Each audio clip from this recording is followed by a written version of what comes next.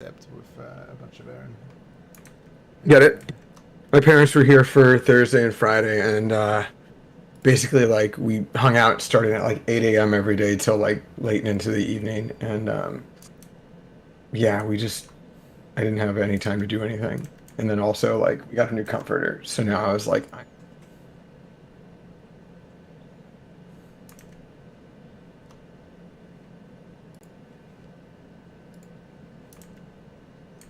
Okay, we're about to go. We're going live in a bit.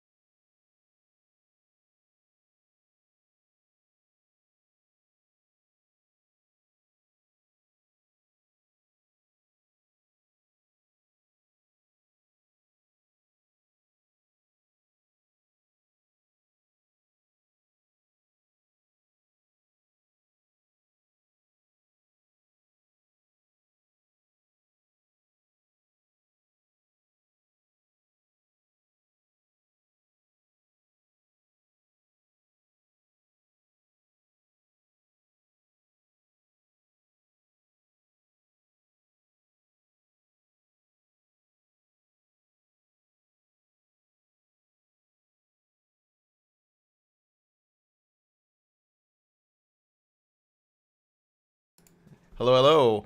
We are live and ready to read some elves, some Lumineth elves, some, the typical Games Workshop book of let's just break every rule in the game because we even bother writing rules because elves. Who gives a shit about rules? It's uh, it is actually a pretty sizable Battletome in consideration. Considering the last one I bought 6 months ago or about 8 months ago was maybe about half the page content. It's nice to finally get my full army. Gonna be pretty fun to play an army that probably doesn't really evolve is basically playing the meta now instead of just being kind of felt like it was playing a meta that was maybe 2 years older than it was supposed to be playing. So love the new cover artwork because I think the Bladelords look amazing as models and so forth. It's nice to go back to that whole to be honest, they remind me a lot of the Lord of the Rings elves in type of their armor. So I think they took a lot of inspiration from that. Let me see, how's the book looking at the camera? Pretty good. Okay. Lots of fluff. Let's take a look at some of the... Yep, there's a ton of fluff in this book. Yeah. So they added two new cities since the last book. Illumnia and Helon, which I really appreciate the whole Greco city-state concept they're adding into Lumineth. I think it's cool, especially since their Veneri wardens are supposed to be effectively hoplites. They work mechanically they try to capture the hoplite rules for them. So that's also cool. Also they have lots of reminiscent of basically Macedonian helmets as well as some old Greco hoplite helmets. So and they went for the whole theme here basically. Now the one little difference is, I guess you could argue all of their temples, the wind, earth, water. Forgot the other one. I think it's fire. You could argue they're they're polytheistic society. The Greeks were multiple gods, and technically they do have two gods. But really, just one is a fragment of a god, and the other one's a real god.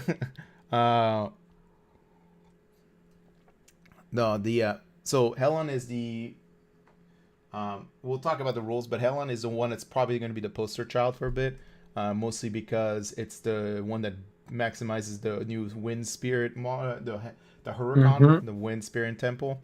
Illumia, though, I think is going to be a personal favorite of mine, because it actually is the only city now in the game that actually makes Shining Company not a fucking terrible mechanic. Because Shining Company was the if you forget, for the audience who doesn't remember, Shining Company was the mechanic where you start the game base to base with every model. So it's kind of old kind of fantasy style block of infantry, and the enemy would be -1 to hit you. The problem is you cannot run, you cannot charge, and you can only pile in 1 inch when you're in that. And as soon as you break Shining Company formation, you lose it, and you cannot get it back. So you can't reposition yourself in that company. You can. So it was kind of in the game with a movement 6 model. Shining Company meant you're rarely ever going to be able to take midfield objectives with your blocks of infantry because they're just going to be slightly out of range from it. My favorite thing about Illumnia is that they're basically the CrossFit dudes of Lumineth Rumblers. They're we're really into fitness. And I didn't even notice. I read it and I identified that, but I didn't truly appreciate it until Chump Hammer was I'm really into this one, and I was yeah. Checks out. Fit. Checks out. Name checks out. Oh yeah. No, I mean they're. I'll be honest. They're both very good addition to the book. The other one. So the only big gripe I have with the way it's actually genius, but also kind of a gripe. All of the special characters, except for Teclis, are all from Ymetrica. And Ymetrica, for those who don't remember, is the the mountain region, effectively, or whatever, the mountain spirits focus city. And all of their rules are for a Lareth temple, which is basically the stone people. So like, hey, cool, we got a new the new wind spirit guy, the new kitsune spirit guy, name guy. Ymetrica, not Helen. So, like, for some reason, they're like, let's just shove all of the things into Ymetrica. So that way they're just like, there's no interactions between rules that could be abusive. And it was kind of a, I thought it was kind of a funny approach. This isn't unique, though. This isn't unique. Look at well, I mean, not all Stormcast, hashtag not all Stormcast, but like, look at OBR. Like, all the named characters besides like 2 of them are the same, like, Legion, you know? So I think it's a theme with Games Workshop. Yeah, I think you're right too. I think it's definitely a theme. Now, the downside of this book, and it's a good downside, is that there are going to be more releases of Lumineth at some point in the future, because, as we described earlier, they've only actually basically revealed 2 temples. There's still 2 more temples to go, the water and fire temple. So we'll see like what the I'm guessing they're gonna add those units as campaign releases goes on, because I can't think of, hey, guess what, Lumineth player, you're gonna get another Battletome in like 8 months. You're just like slowly increment. They're gonna treat them like Stormcast. Isn't there like an X number of temples there? Or X number of chambers, so they're just going to treat them like Stormcast. So when it's convenient, they'll just do it.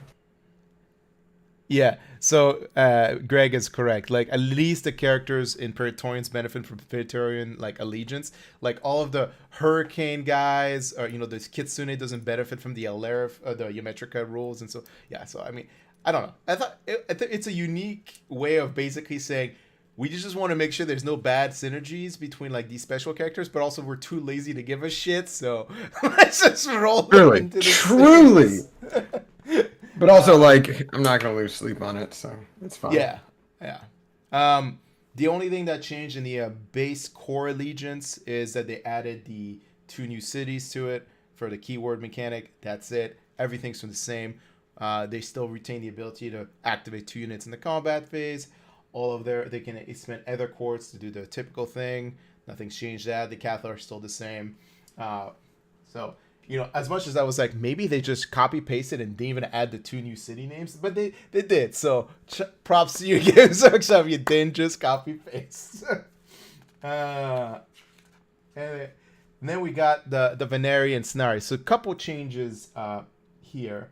So first, the Veneri one, I believe they added. I don't remember if Veneri used to have.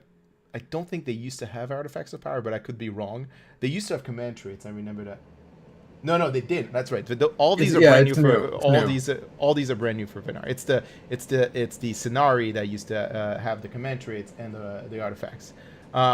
So they added a brand new set of like basically of those options. The problem is you're more likely never going to use them because you're going to be playing. The new city, one of those great cities, and they come, they force you to take at least a command trait. I personally think I actually really like the Veneri command traits. The Astute Commander for me does it. It's just it's because I play a lot of 40k too, and it's just like it's a 40k command trait. Like, hey, every time you spend a command point on a 6, you get you roll dice on a 6, you receive 1 additional command. On average, it's going to be maybe at most 1 to 2 command points. Why would you bring Astute Commander when you can just choose Grand Strategist? Because it's an automatic. Because there's a couple Veneri new characters that create command points during the game. So that one works better if you have more command points than 6 in a game. Let's say you generate like 9 command. You have 9 command points generated throughout the game. You have like on average 1.5 more command points versus Grand Strategist is really good if you just don't plan on bringing in any of those characters and you just want an extra free command point. It's a trade-off between the two. So you might get a CP, you might not. Right. Well, you have the upside of getting more, but you also have a downside of getting 0. Right. But it's just it's if you're gonna be playing, because between there's the 2 new special characters, the twins and the warden, not the warden. I think actually it might be called the warden, who basically generate command points on a dice roll at the start of every round. So you could technically end the game with start the game with 4 or 5 command points going into it. I will say I'm really into the artifacts of power for Venari. I mean, one of them is just, the bearer receives one extra Aether Quartz, and one of them is like the typical you become a caster, or if you're already a Yeah, caster, you get +1 to unbind and dispel. But I'm yeah. loving the what is it? The Run. Sinuli amulet, which is the bearer can run and charge in the same turn. That's I really like that. Yeah, that one's nice. I think the wizard one is probably the best because the only Veneri characters you can really put him on is the new lord on that mount, and Mm-hmm. I guess technically you could put on the banner I think as well because I think he's Veneri, but the wizard one with the +1 to cast is important. Is it +1 to cast and attempt to imbibe one spell in add one to the Yep. first dispelling? Oh, the first dispelling. It's just +1 to dispel. So if he's already a wizard, it's just +1 to dispel. So I think Yeah. the banner is not a wizard, so you could turn the banner man into a wizard basically with that command trait, or if you wanted to, just make the guy on the mount basically minus +1 to dispel, which is not that bad. If it was +1 to cast, that as well would be amazing. I mean, there's plenty of ways of getting that in the army, but if it was another +1 to cast, it'd be amazing because the spell the War Scroll has is the one where it's like you can hit D3 units with like unpowered sun metal weapons, right? So he has the ability as to make sure like if you fail to trigger sun metal weapons on a unit, his spell lets you basically apply it to that unit even though like they failed it. So if he gets it off, so he's it's nice to get that off because it goes off on a 7, so it's all it's not that easy to get off all the time consistently. Um, I don't think there's anything else. Like I really wish the rewrote Shining Company. Like I'm kind of disappointed that they didn't just really like address how bad this rule is, but at least they gave us a great Oh. nation. At least they give us a great nation where Shining Company isn't too terrible now. But it's just like you get if you want to use it, you're gonna have to play that nation, a great nation. Sorry, not great city, great nation, because you're not gonna be like there's so many games you just lose because you can't get on the objectives on turn one with your wardens in Shining Company.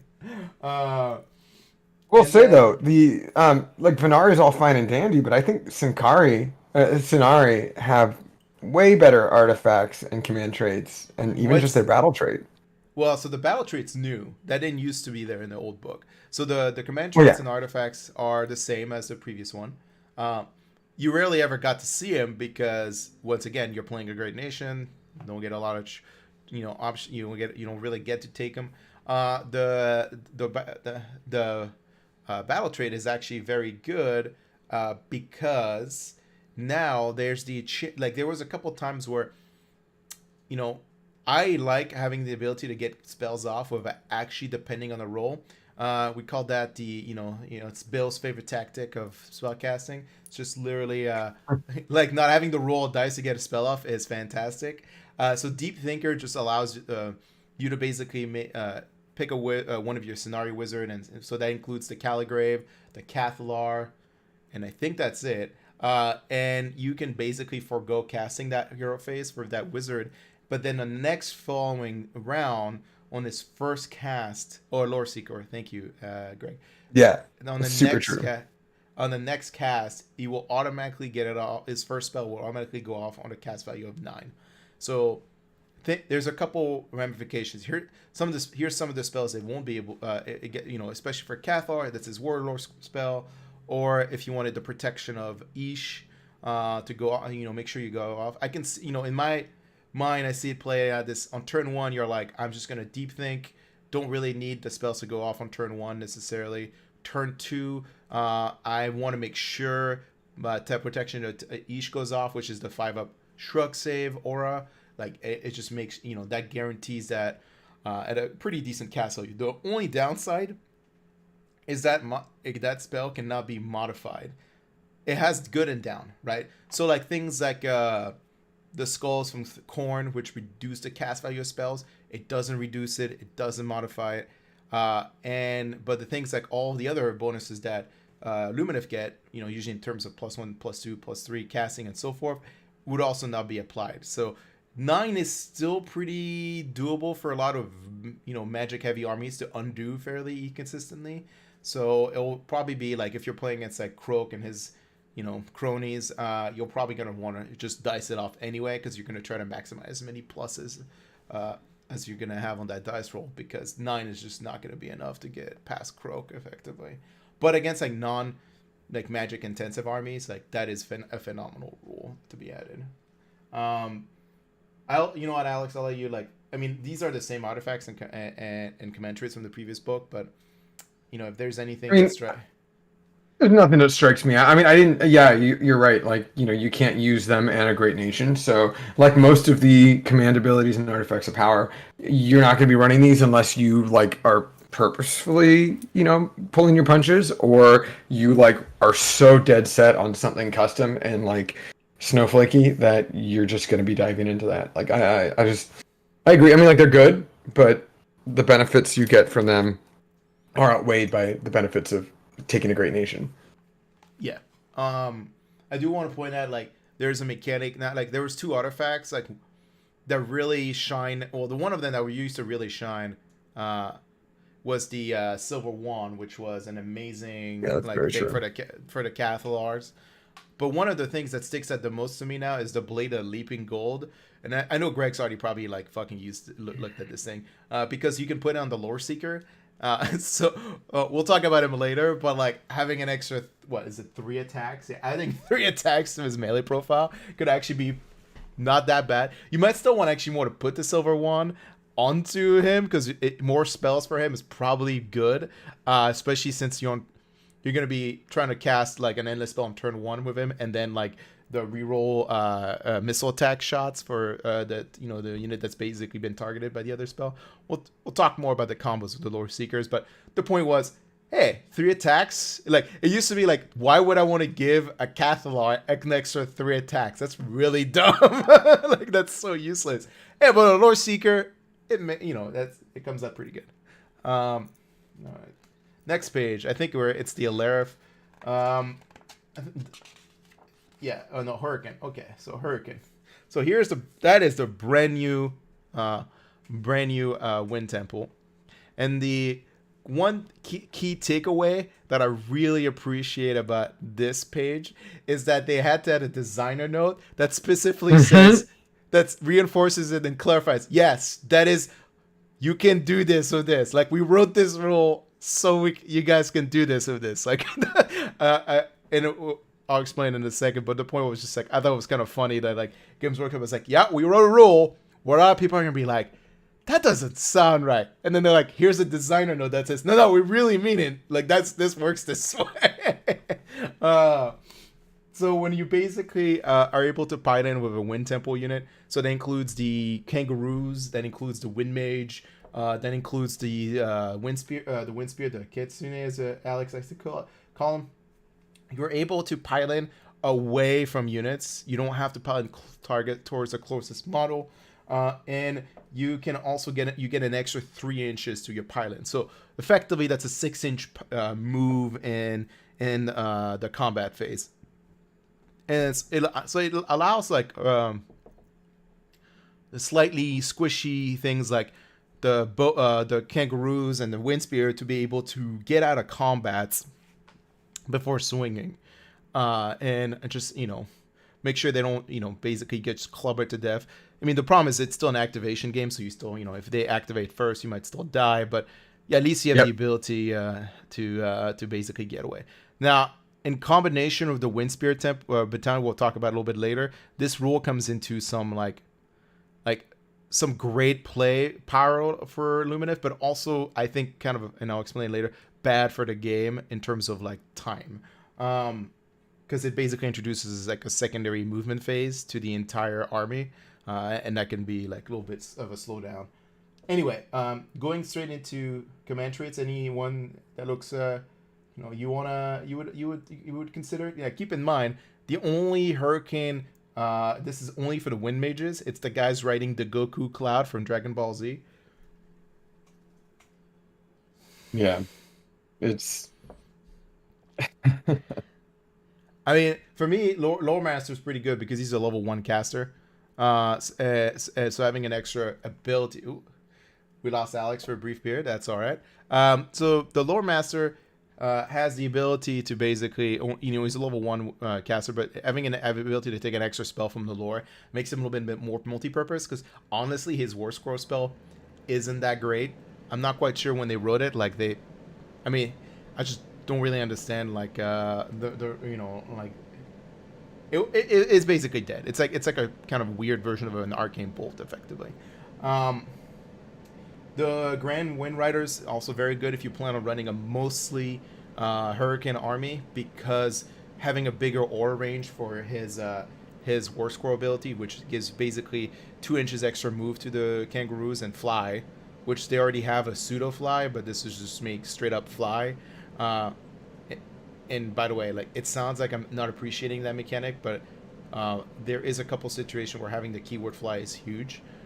Like, for example, being able to shoot at things in Sylvaneth Woods, or shooting at things that in our Overgrowth Wood, because they're mostly shooting units.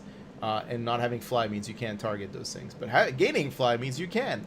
And also extra movement is always nice. So it's a high risk, high reward, because at the same time they themselves will be visible to things that are also fly keyword in the forest, for example. And then there's always KO who can get bonuses to fly if they're in a certain skyport. So it's a thing. I mean, I'll double check, but I'm pretty sure it lasts until the end of your next hero phase, because if it lasts only during your movement phase, it doesn't work that way. But if it lasts until your next hero phase, that's good, because all the things we listed, and Alex brings up a good point. Against KO, it means that their boats can't just disengage; they have to teleport away. But, you know what? I actually misspoke. It doesn't say it lasts at all. It doesn't say it. So, I mean, like, maybe that could be an FAQ or an errata, but the way I'm interpreting this, and our listeners can correct me if I'm wrong, but it sounds like you just move 2 inches and fly from the moment you start your move to the moment you end your move, because it doesn't say it lasts until X amount of time. It just says when you start your move, you can fly. It's just I think I just pulled it up, the Wind Mage. I think you're correct. It just says when you make that move, you have movement of 16 inches and can fly. So it ends immediately as the move is finished. It just says when you make that move, you have these characteristics, and that's it. Like, it doesn't say it lasts until a period. It just, I mean, I read it pretty conservatively. I'm just saying, like, hey, it only works for that. So scratch everything we just talked about. We'll edit that in post. I'm kidding. We're live. There's no post. I see my dog is just staring through the door right now. She looks like a kangaroo from the new look. Yeah. It's got that same face. What about these artifacts of power, like for Hurricane?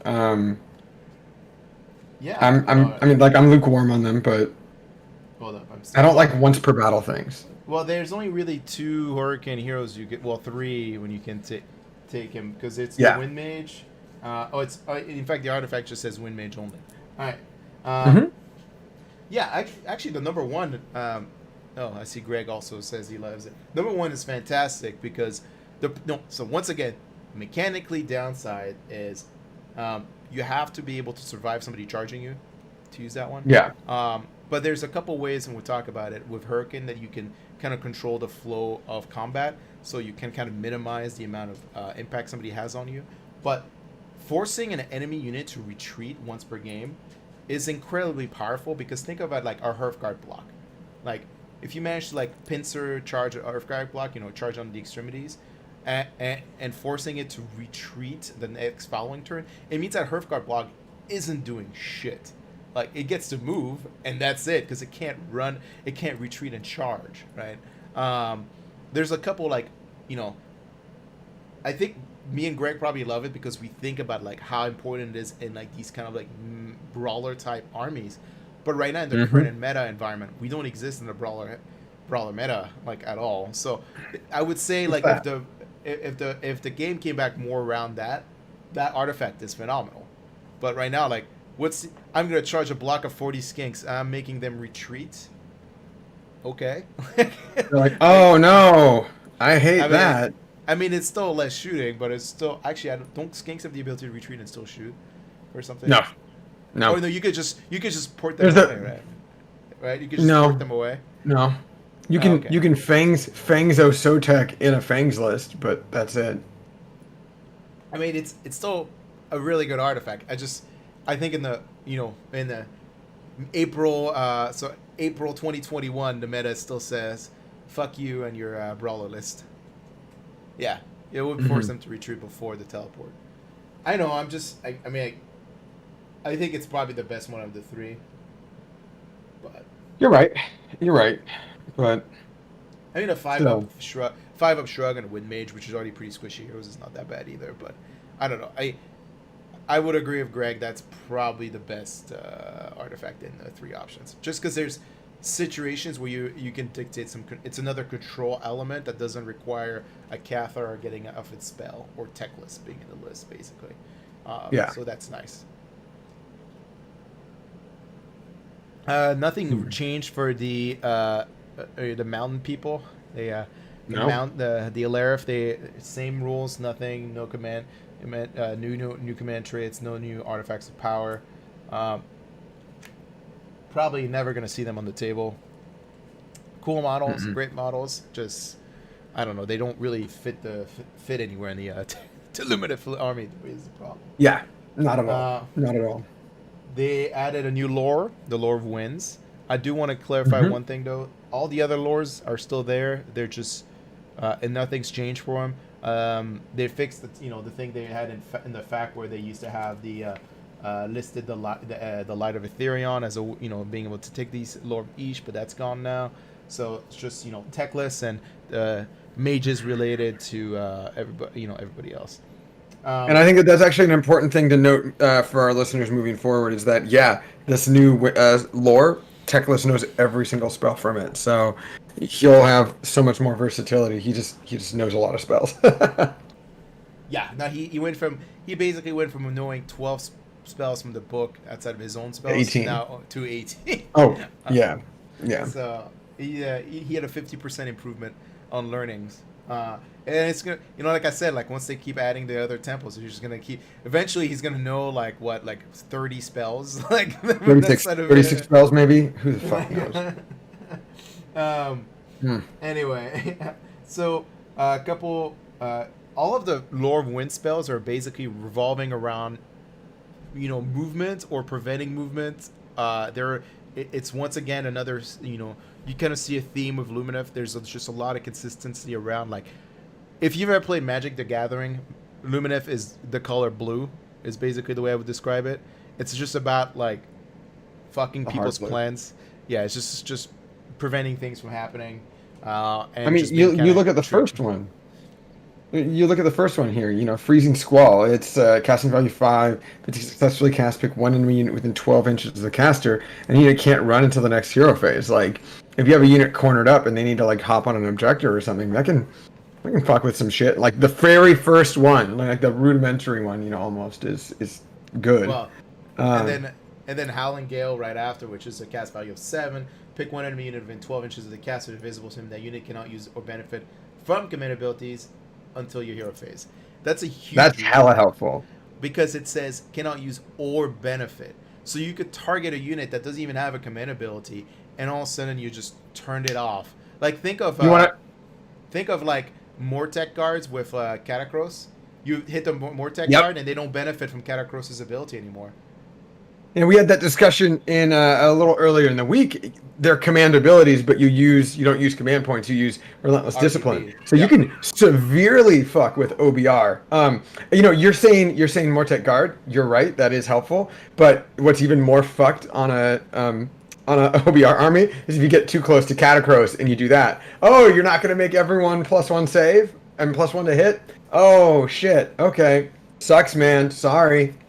Oh, you can't give another unit +1 an additional Plus attack? 1 attack. Yeah. Yeah. Oh, man. I'm so sorry. Right? There's just so many armies where like turning off command abilities is kind of like a crucial one for them, especially like if you were worried. Like think about it this way: like I killed 20 skinks, and all of a sudden you're like, oh, they're gonna spend a CB and just basically ignore the battle shock. Nah, can't benefit from command abilities, and all of a sudden like now like shit like horrors are gonna be afraid of like basically battle shock. I mean, unless they roll fucking one Well, or this just or have means a that one at Destiny dice, but if you want to properly counter Lumineth, you need to A, hope they don't bring techless, and B, you have to bring heavy casters yourself. You can't just like bring a couple of buff casters or no casters at all and think that you're just gonna get away with it, because you're not. You need things that can unbind this shit easily. You know? yeah, I mean, I don't think techless is a requirement anymore, but it is. No, no, absolutely not. Just having all these extra tools is, to the like already powerful tool set that is techless is obnoxious. Well, look at the next one, especially with the next one. You're gonna want to find things to unbind. You know, guiding flurries. That's casting value 7, just like Howling Gale. And you pick one friendly Lumineth Realm Lord unit armed with missile weapons, so quite a lot now, and it's wholly within 12 of the caster. And if of the caster invisible to them, if they say the spell lofts the missiles or directs the missiles, you can choose one or the other. If you loft the missiles into your next hero phase, you can add 6 to the range of the characteristic of those the missile weapons themselves. And if you direct missiles, then you can add 1 to hit rolls for attacks made by that unit. That's great. I mean, like I'm not thinking archers like normally we would think about right now. I'm thinking of 18-inch wind chargers. I'm thinking of fucking the artillery pieces with +1 to hit. Ah. Yeah, at least for me it's for the block of sentinel, the sentinels. Yeah, the sentinels. The archers. The archers. Yeah, because the extra 6 inches, it becomes incredibly hard for your opponent to basically hide heroes away from that block when they're 36 inches out of line of sight shots.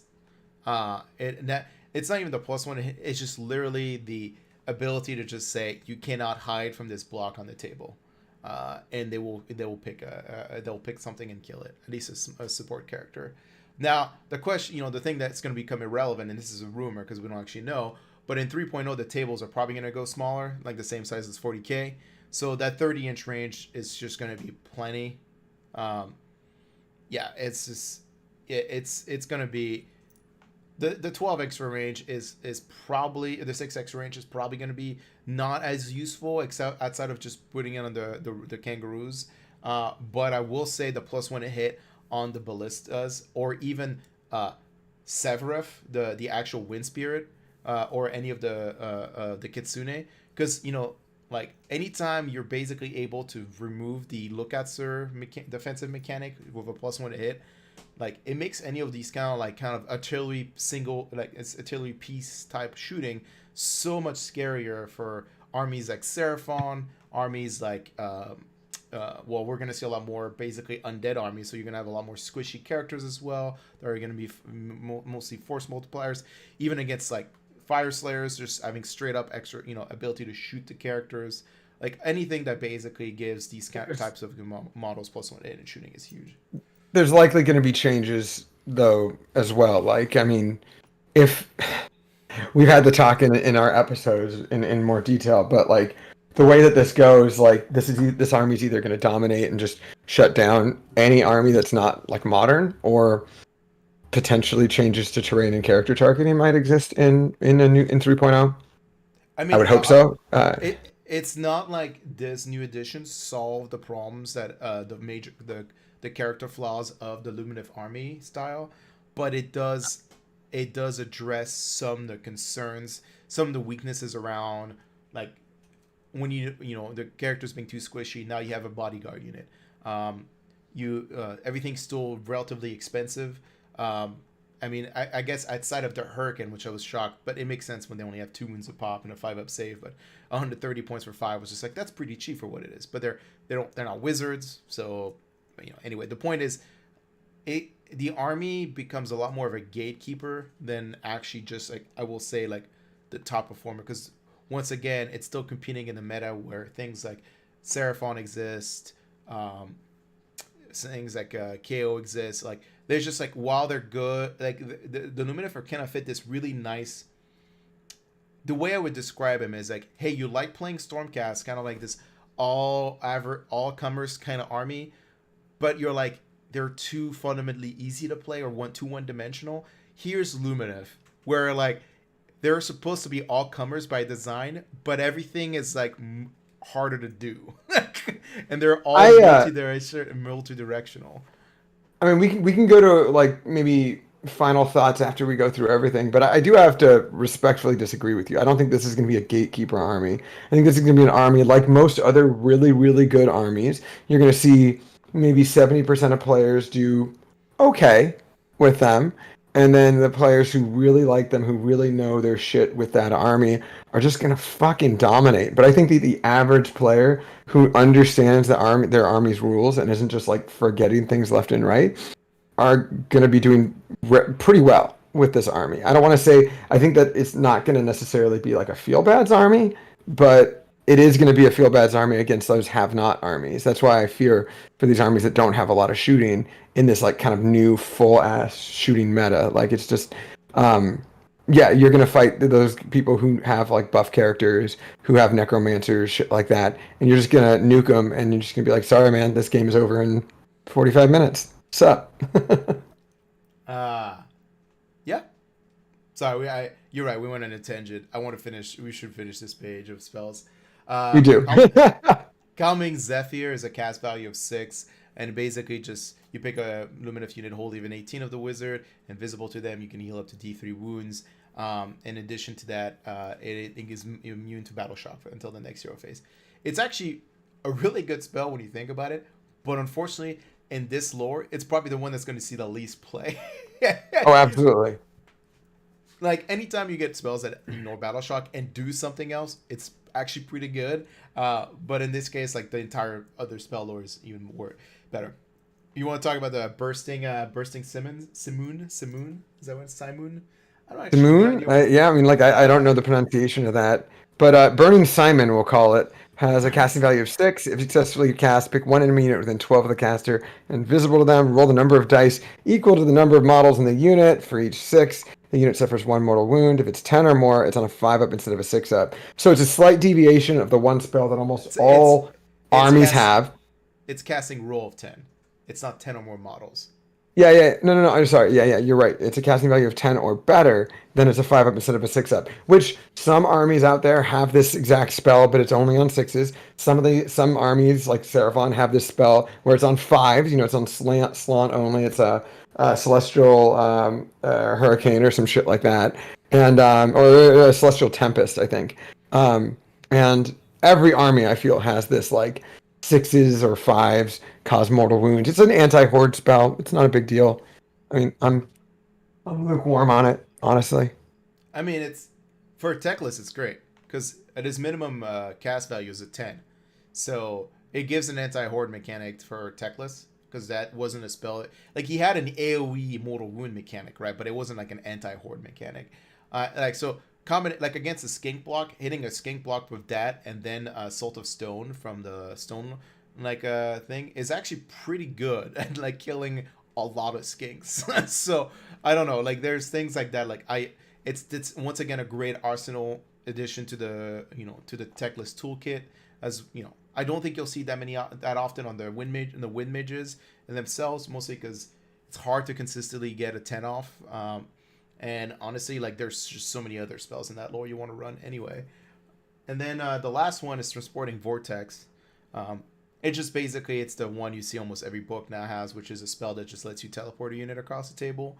And then I'm just looking forward to the fact that like one of the big problems Lumineth had, it felt like, was the lack of the ability to get upfield.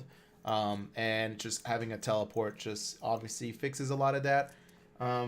It's a cast value of 8, so it's not as bad as some of the other ones, because like I think the ones from the Great Wall is a cast value of 9 to get off, and I think the one from the Gits also is a 9 if I remember correctly.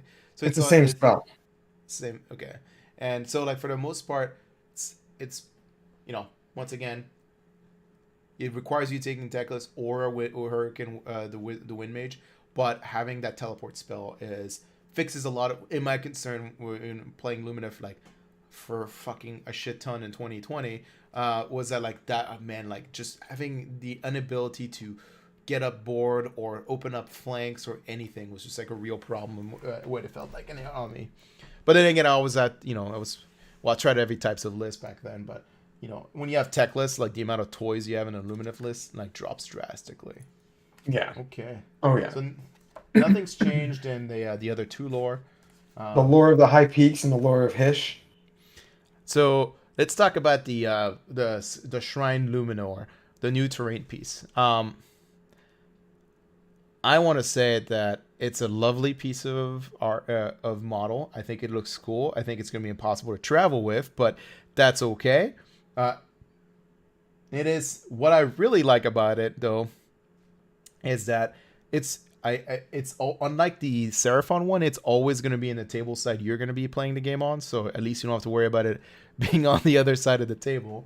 And it gives you the ability to add 12 inches to the range of somebody's command abilities. So, is it command ability or is it spell? It is command. No, it's 12 inches within 12 inches of the terrain piece. You get to reroll. You get to reroll one casting, dispelling. Yeah, wrong. Thank you. I think it's best. I think it's best that we start from the top and we move our way through the rules because we can avoid that kind of scenario. Now, it's really important to note that it's a scenery piece, which will come up later in this review because of a whole other set of things. And I think I know one of our viewers kind of knows what I'm alluding to with that one. But this is a garrison, but it can only hold a single Lumineth Realmlord model. It does not, that is not a monster. So immediately when this first came out, a lot of people were like, holy shit, can you put techless on that? The answer is no. If you're on it, if you have a wizard that's garrisoned in it, they can essentially abide by a certain amount of rules.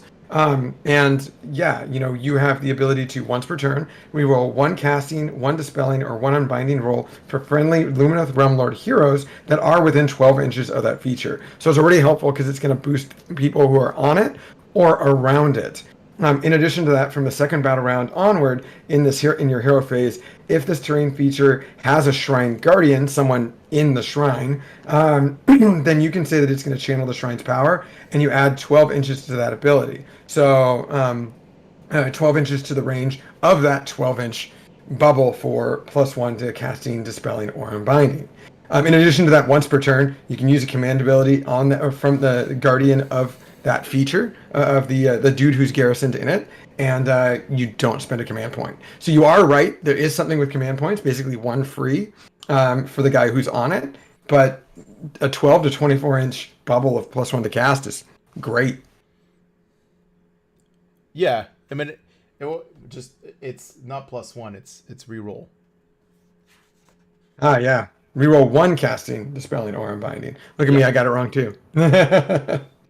It's probably, when I think about it, one of the most powerful like terrain piece I think in the game for an army, because it synergizes so well with so many of their mechanics. Like there's not a lot. Yeah, that's Greg is pointing at it. If you get a reroll with all the pluses that Lumineth gets, it's actually pretty important. But the thing I was going to mention is that there is not a lot of command abilities that are interesting from any of the characters you can technically put in this thing. Like, the options are Light of Ethereon, which is probably the only one of a command ability, I think, actually, when I think about it now. The Twins, which do not have a command ability. The Cathar, which does not have a command ability. The Stone Mage, which does not have a command ability. The Wind Mage, which does not have a command ability. And I think that's it. Oh, and the Banner guy, which does not have a command ability either. So, like, it's just the ability. Like, it's for the cities. Like, all of the cities have command abilities, and the Shrine Guardian just basically gets to spend effectively a free CP for one of the city command abilities. So, I think a lot of people probably put a Cathar in it. I think probably the options are pretty good with the Banner guy as well. And generic command abilities as well. Yes, great. Just that I think it was more designed around like specific the cities, right? Volley Fire, sure, but it was more designed around it. By the way, Alex, your mic is off. Oh, wait, no. Yeah, sorry. Neighbor's dog won't stop fucking barking, and it's just exhausting. Right there. We got the answer to generic command abilities, just like two of our listeners in Twitch, or two of our viewers. That's the first thing I thought of is like, sweet, like this. I'm not a big fan of Sentinels, especially because I just really like wind chargers and I really, really, really like the artillery piece. But yeah, you just put one guy on top and you surround him with maybe 2 units or 1 unit of Sentinels, and you can at least spend 1 CP for 2 units, or 0 CP for 1 unit for volley fire. Yeah. I mean, I was gonna just go over like the command abilities in each nations for context for everybody. Alarif is pick one friendly Alarif unit that just forces the enemy to use the Tectonic Force battle trait to move. First time. You're talking about, real quick, we're talking about Ymetrica for everyone. Yeah, Ymetrica. Sorry, Ymetrica. That one useless, so we'll just move past it because you're never gonna see Ymetrica. So, No. Deplete reserves from Sire. That one's actually really huge. When you can use this command ability when a friendly Sire unit, you could use Nether Quartz. Reserve ability, even if any other Sire unit have already done so in that phase, if you do pick one friendly Sire unit that has any Ether Quartz reserve and is well within 18 inches of a friendly Sire hero, that unit can use one of its Ether Quartz to use that Ether Quartz reserve ability. So that one's going to be huge for Sire because they like to do that whole. I'm going to spend 2 Ether Quartz to get +2 save on like a block of Wardens, and that just basically makes it like free, effectively. Real quick, are any of the changes for Ymetrica or Sire, are there any changes from the original book? No, not at all. They're the same. They're copy pasted. Now, Got it. talking about volley fire earlier from the General CA, basically the Great Nation of Ilithia has a command ability that does volley fire in the shooting phase, or basically reroll 1 state in combat phase as well. And it affects both units. Real quick, let's start with their command ability. I mean, that alone is helpful too. I mean, that's +2 to the bravery characteristic. No, that's not command ability. That's just their ability. I know that's just their ability. No, you just said to start with their command ability. That's not a command ability. But I'm just going over all the command abilities. These are the original Great Nations. Nothing's changed. I'm going over the command abilities as a reminder for the Shrine of Luminor. Wonderful. And then Zytrek is just basically they have none because they get an extra spell, so they have no command ability. Great Nation of Illumina. So these are the brand new Great Nations, the 2 new ones. Illumina, as we went over, as Alex has colloquially called them, what are they called again? The CrossFit dudes. The CrossFit dudes of the Lumineth. Illuminians pride themselves in climbing the peaks of physical fitness. They are able to force march for weeks on end or sprint fast to outdo the athletic champions of all the other nations. Apparently, they also have the Olympics in the in the East. Anyway, before I go in their command ability, because since this is a brand new sub allegiance, we're gonna talk about a little bit about the rules.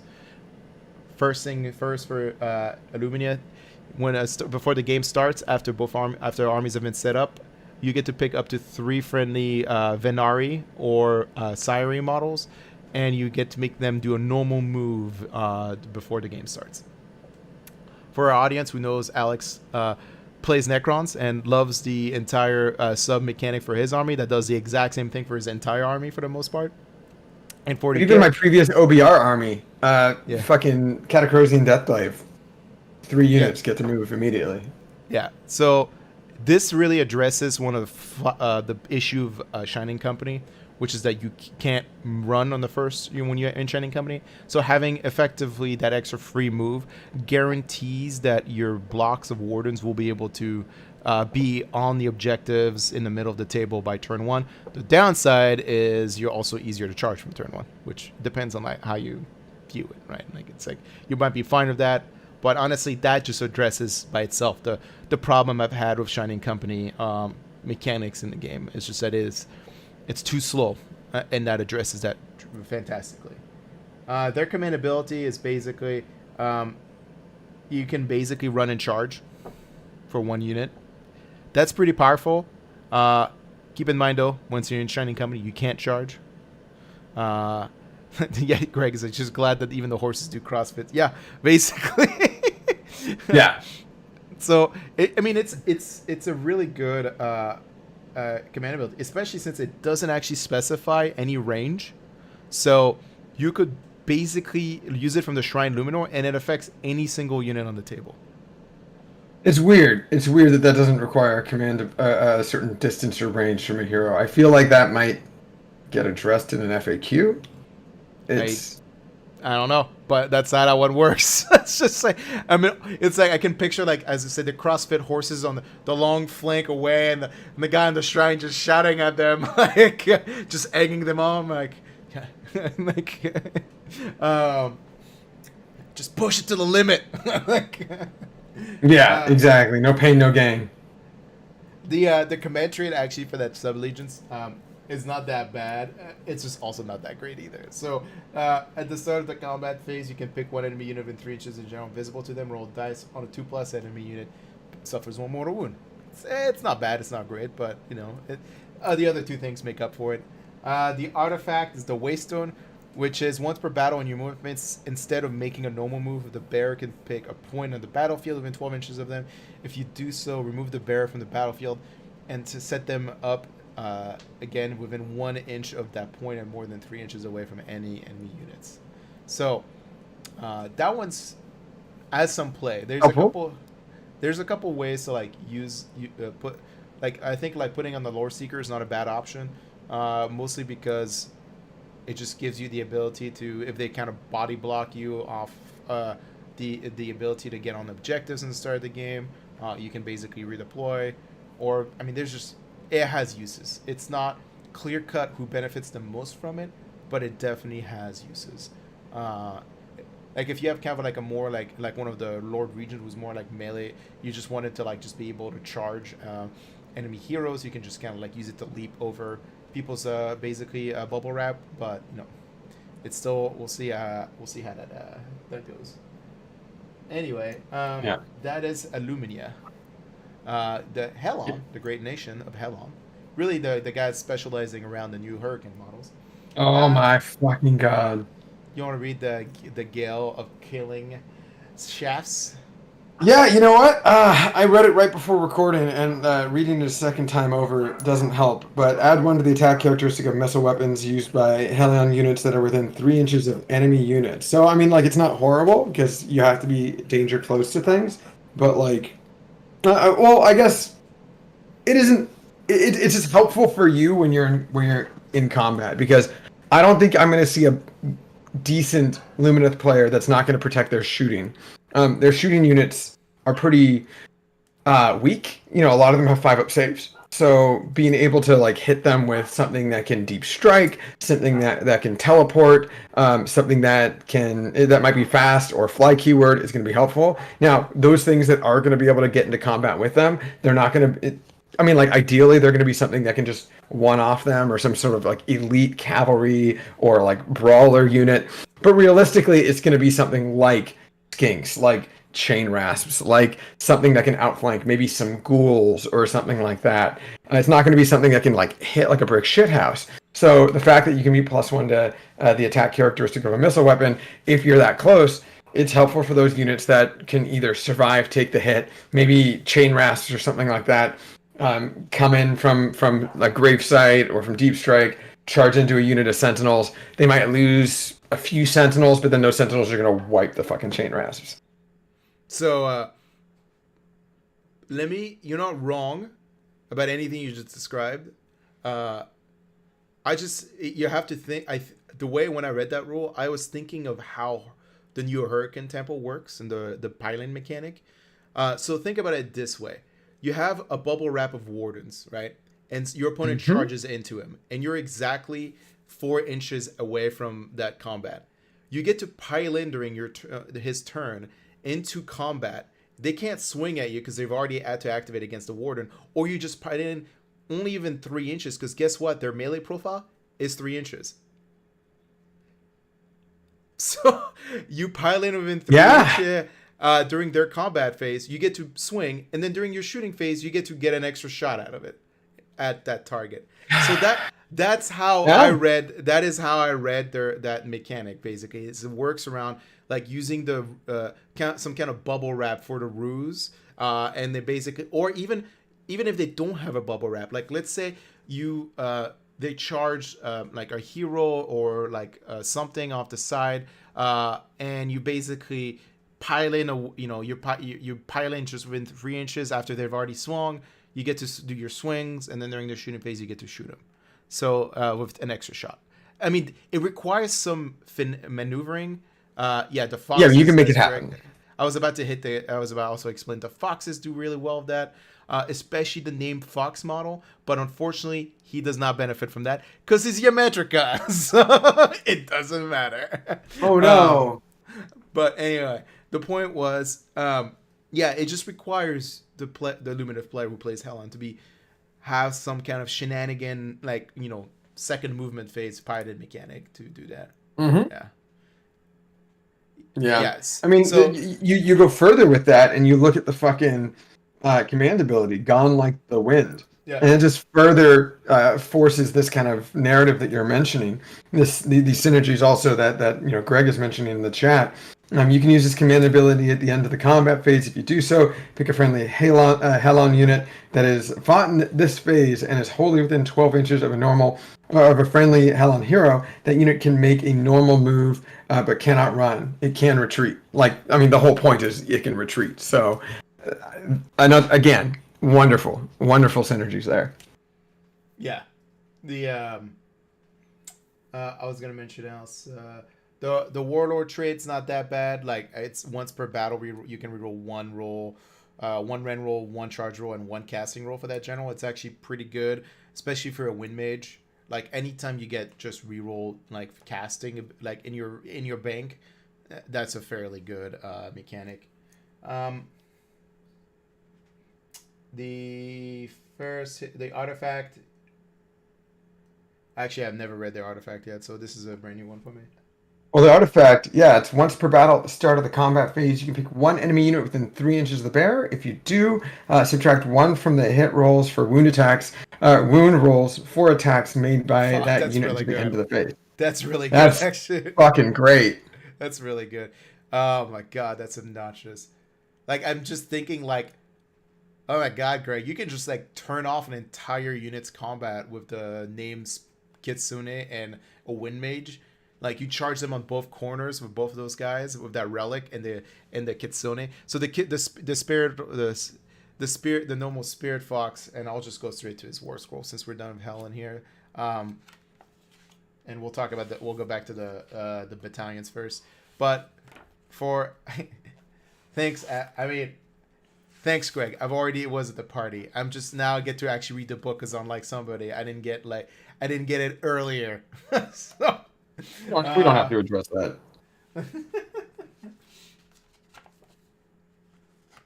Okay, well, there you go. Severiv. Okay, so Severiv has outside of an amazing like shooting profile, he has a okay combat profile.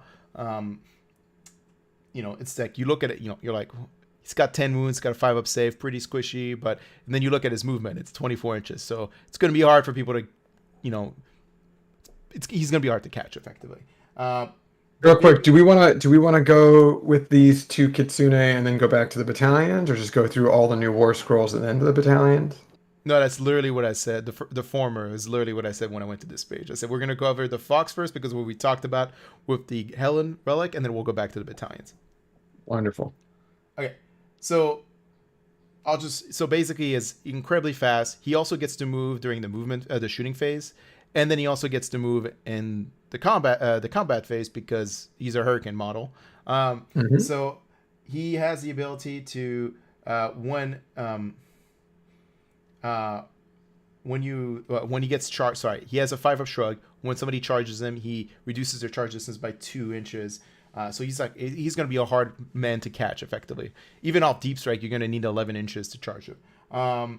Living Cyclone, every time he moves over an enemy unit and during or you pick one unit he moved over during one of his movement phases, and on a 3-up they take D3 mortal wounds. So effectively, like, if you you can move over one unit during the movement phase and then the same unit again during the shooting phase after he shoots, and you can kind of hit them twice with it.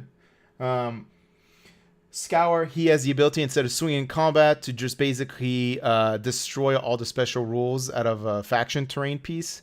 There's going to be there has to be an errata or fact about like which terrain piece they're talking about, that because people are claiming certain terrain piece are not faction, even though they can only ever show up in a faction. But anyways, yeah, I mean, like the one in question is the Nurgle one, because it doesn't have a faction keyword to it, but it's scenery and it's clearly only used with Nurgle armies, Maggotkin, etc. I mean, like, it's one of those situations where like you can claim that scenario, and you're right, it needs like an errata technically for it to like for these issues to not occur. But like if you go to a tournament, an RTT, a GT, anything, and you try to claim that against a guy who's running Severiv against you, or a person running Severiv against you, I can't imagine any TO being like, well, yeah, you're right. I guess you can't, scour that thing. They're always going to be like, dude, no. And also like feel bad because you're grasping at straws here, it's just, yeah. Yeah, so the big one that comes into play where we're trying to combo with the relic from Helon was when he makes a charge on a 3+, you get to pick one of the units that's within 3 inches of him, and they suffer a -1 hit, and also they do not get to pilot, I believe. 1 3 -7. Suffer 1 more and subtract 1 from hit rolls till the end of the turn. I think there's one that prevents units from piloting. And hold up, I'm trying to look for it. Oh yeah, the other one, Into the Gale. So not only does it reduces the charge distance by 2, but it also reduces the piling move by 2 inches. So when he makes a charge, he makes that unit potentially on the 3-up -1 hit, removes their ability to pilot, and then that other relic from if you charge the Wind Mage with him into that unit, and you use that that relic, that unit is also -1 to hit and -1 to wound. So it's a combination of -2 to hit, -1 to wound, and can only pilot with a -2 movement. That is like the absolutely kind of like I'm gonna shut down that entire unit's ability to punch me back, hit me, wound me, and move. Like, so that's just absolutely phenomenal, and that allows you then to bring in your ruse right after into combat, piloting them in combat after they're forced to activate and do nothing, and you can just safely bring in your kangaroos into that combat because you don't have to fear them getting hit. And then your opponent's now basically stuck effectively, in this weird combat now where that unit, if you get a double turn, gets to basically shoot you with double the amount of shots now for at least a ruse or an extra shot from the ruse, and then an extra shot from actually Severiv wouldn't get it because he's not, but their Wind Mage would. Anyway, sorry. That is a combo. We got a long way there. I mean, there's a lot of things to talk about this book. We got there together.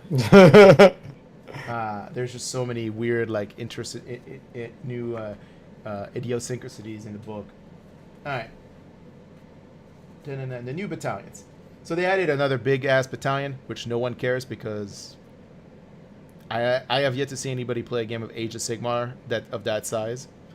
Which can even fit. Yeah. No 2K army can fit that. Any of them. Right. Well, I've just never seen a game like where people play like incredibly large, like Armageddon size, like of AOS games. I wouldn't be like, I wouldn't be against it. I just don't actually. I've never seen anybody like. I've never heard somebody who's like, you know what? Let's play like a 6,000 point game. Like I've never heard somebody describe that for Age of Sigmar. So the new the new battalions are all of the ones on the right hand side here. We got the Hurricane Temple, the Star Shard Battery, and the Bladelord host.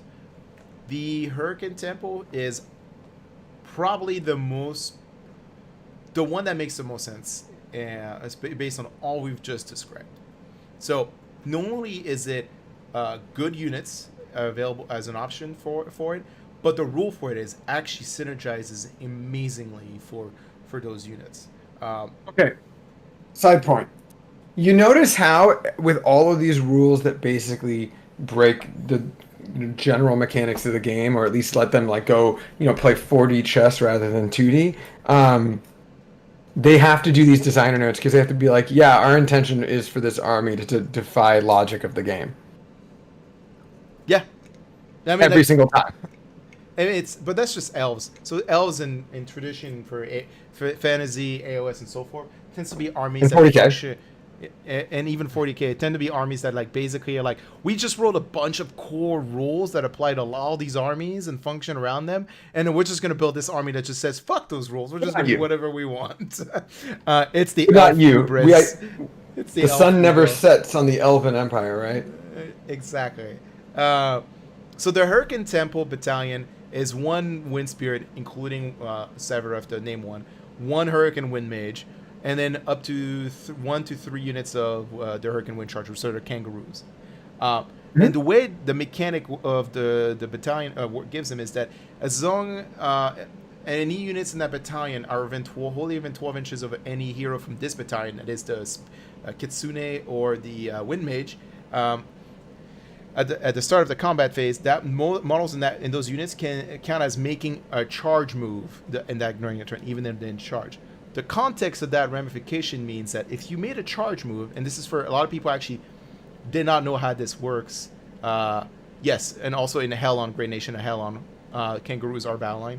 For a lot of people who didn't know this, because actually like in 2019, I actually got into a lot of like basically people arguing with me about my double activation mechanic from my Fire Slayers, because people don't know that if you charge, you always get to make a piling move, even if you don't have anything to fight because somehow it died from something else. So it is a way to get extra movement, at least the way I was using in my Fire Slayers, because I had units I could double activate. So they would charge, activate the first Python, activate, kill something, and then do their second activation and still get to Python again because they charge during that turn.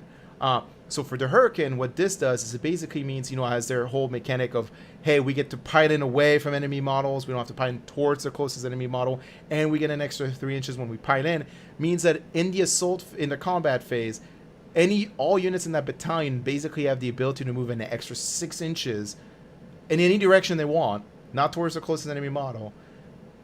It's basically Tau suits from 2 editions ago. Yeah. it's like from 40k reference. They just get to move again, right? So you got Severiv, which already moves 24 inches, moves another 12 inches during the shooting phase, then moves another 6 inches during the combat phase in this battalion. Like, it's just like the sheer amount of this is, I was referring to the beginning of the show, I love this battalion. It's powerful. It's great. It fits the lore of the Wind Temple, and it plays well. It's a good battalion. But it's also bad for the game because it introduces another movement phase.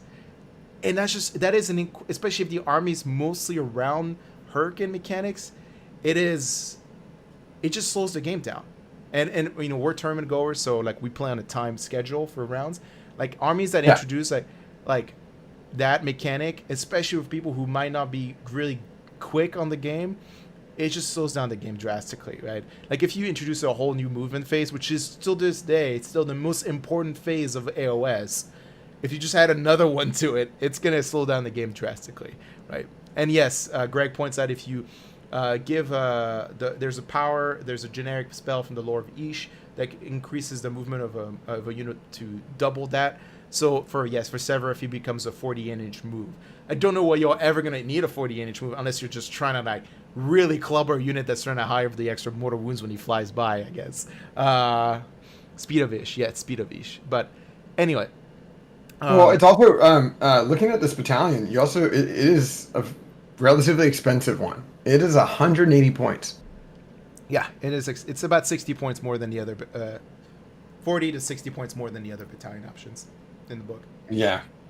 But it makes sense, right? It makes sense why.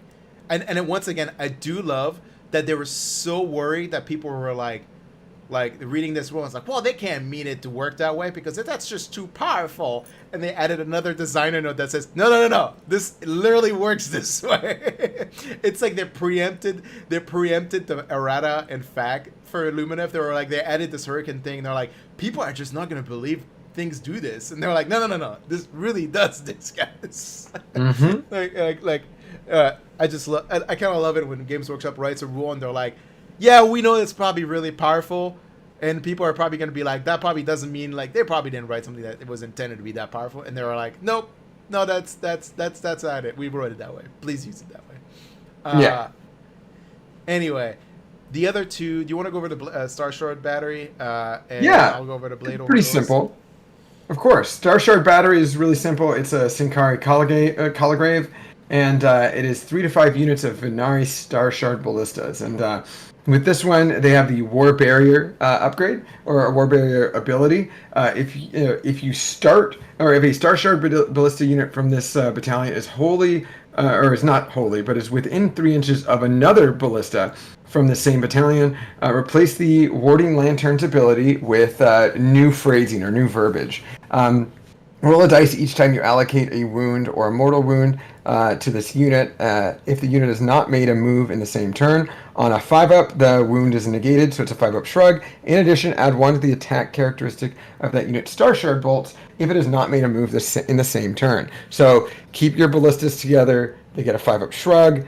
If you didn't move, you get an extra shot with your fucking ballista.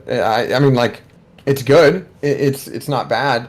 I still think that the first one, the Hurricane Temple, is far more effective, but it depends on how you're playing. You know, if you're playing an army that you really, really, really want to run these, like a ton of ballistas, then that's fine. The battery is still, it's a 120-point battalion for what you get. I just don't think, Okay. I don't think it's worth it.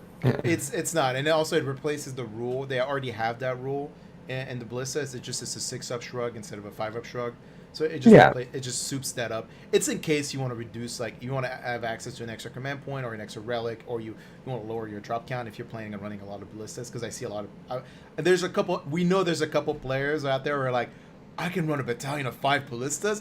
Yeah, that's like running 3 more tech crawlers, right? Like it's just gonna be like there's gonna be a couple people who are gonna want to do that. When we'll get to the ballistas, we'll talk about like just to keep piling on that previous combo we talked about. Like ballistas can also also reduce the ability for people to hit you by another -1. So it's just like there's a recurrent element here. You keep hearing about Lumineth. It's like I said, passive control elements. And by passive, I mean, like, you don't have to cast them. Anyway, Bladelord Host, 1 Sonari or Veneri or Sonari Hero. Sonari Hero, for each Sonari Hero you have in your army, it does make a Bladelord unit battle line. I want to point out how huge that is, because both Helen making Rue's battle line, Sonari Heroes making Blade Host Bladelords battle line, means the missions in which you have to have battle lines units to score, having almost your entire army being battle line is incredibly powerful. And before then, it was kind of, I wouldn't say it was hard to make a battle line heavy Lumineth list, but it because there wasn't really that many options. But it felt like in this book now, it's like one of the few books where everything is now like effectively battle line. In this, you could like a Helon list with all the new toys can be almost 100% battle line outside of the heroes. So continuing in Bladelord Host, it's 2 to 3 units of Veneri Bladelords addition on top of the hero. They get to reroll hits of 1s. The Bladelords get to reroll units of 1 hits of 1 when the enemy unit finishes a charge move within their range. So if they attack a unit that's finished a charge move during that combat phase, they get to reroll 1 state. Not great, not bad. It's not bad. Bladelords are the bodyguard unit as well, so it comes into play pretty good. Anyway, moving past this now to some of the new War Scrolls. So these have not changed as tech lists in Light of Ethereon. Honestly, Light of Ethereon has a much more interesting place in the game now. Just because he's one of the few models with commandability, and it's a pretty good one. It just makes you bravery characteristic of 10 across with all units within wholly even 24, which is because Battle Shock is still a problem for Lumineth. It's much less of a problem now than it used to be, but it's still a problem. Lylor Uthre, the new basically Lord Regent special character, Biometrica, Veneri, Wizard. The difference between her and the other Lord Regent is that she has this magical spear and that she's able to generate command points on a 4-up as long as tech list is not on the table. I think it's as long as it's not a friendly tech list, if I remember correctly. Nope. It just, part of your army. Okay, so friendly tech list. So it doesn't, if you show up over and your opponent has a tech list, you still get to benefit from your mechanic. And then the Purest Ether Quartz, which is the other thing she has, where she gets basically a native -1 to be hit, and then she also gets +1 to cast a spell, +1 to cast her War Scroll spell, and she can use it. When she uses, she expenses the Ether Quartz, she loses that ability, right? So when she gets like either +1 to hit, +1 save, or reroll cast, or +1 to cast from the Ether Quartz, she basically would lose that power. She's not that bad.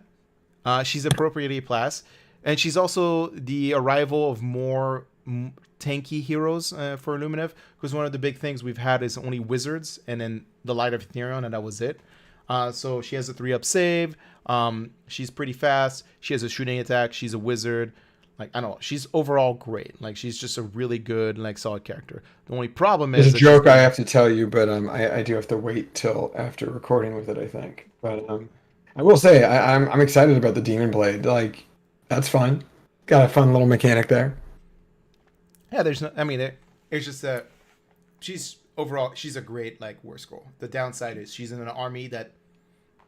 If you take her, you kind of have to build around her somehow, because your hero slots are very populated by a lot of like other heroes, like usually wizards. Important casters are force multipliers. She's not really a force multiplier as much as she is just an overall good character. The Lord Regent, I like him just because he's not a name character, and you can basically stick a bunch of things on him, like command traits, artifacts. He's same kind of rules as Lydior. He just doesn't get the +1 to cast. He doesn't get the... No, he does. He gets the -1 hit and +1 to cast. He loses the 4+ to get a command point, and he doesn't have the special spear. That's about it. He doesn't have the ranged ability, yeah. Yeah. But it's nice because like it's one of the few, like they Lumineth have access to a spell that makes a unit ethereal, and like having a character that's a 3-up save ethereal is pretty damn fucking good. Especially if reroll once to saves. Like he can tank outside of his like weight class basically. Then we got the Veneri Bannerblade, which is, I really like this model. It looks amazing. The rules are really good as well. He's not a wizard, so he does not have that. It's just nice to have a model that basically addresses some of the leadership, the bravery mechanic problems of Lumineth.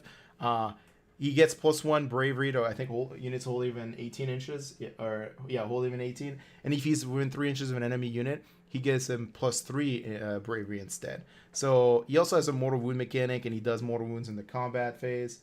But he's he's overall, he's not that bad. He's not great either. But he's going to be kind of like if you got points to spare and you already got more of your core options, like he's not a bad option to take. No. Sentinels and Wardens have not changed. Dawn Riders. Dawn Riders have not changed. Star Shard Ballistas, here we go. So, Star Shard Ballistas. 5 wounds, moves 6 inches, which was the thing that was like shocking to me, was an artillery piece that's pretty fast actually in terms of it doesn't fly, it just walks, and it just has a 6-inch move. So I thought it was pretty cool. It has the ability to once per game when it shoots to basically make that unit -1 hit until the next following hero phase or your hero phase. So talking about stacking mechanics, right? We just talked about how you can do -2 and -1. You could also, if you really want to push it, make it -3. Or if you're about to fight a unit that's going to charge your Shining Company line, you can make that unit another, -1 from Shining Company and then -1 again from the Star Shard. So, trying to basically survive, give an additional survival mechanic for your Veneri units through the minus to be hit mechanic. Here, real quick, before we move on to another point here, I wanted to double check the point costs on a few things, and the Bannerlord is 110 points. For what he does, he is just a wonderful, perfect angel.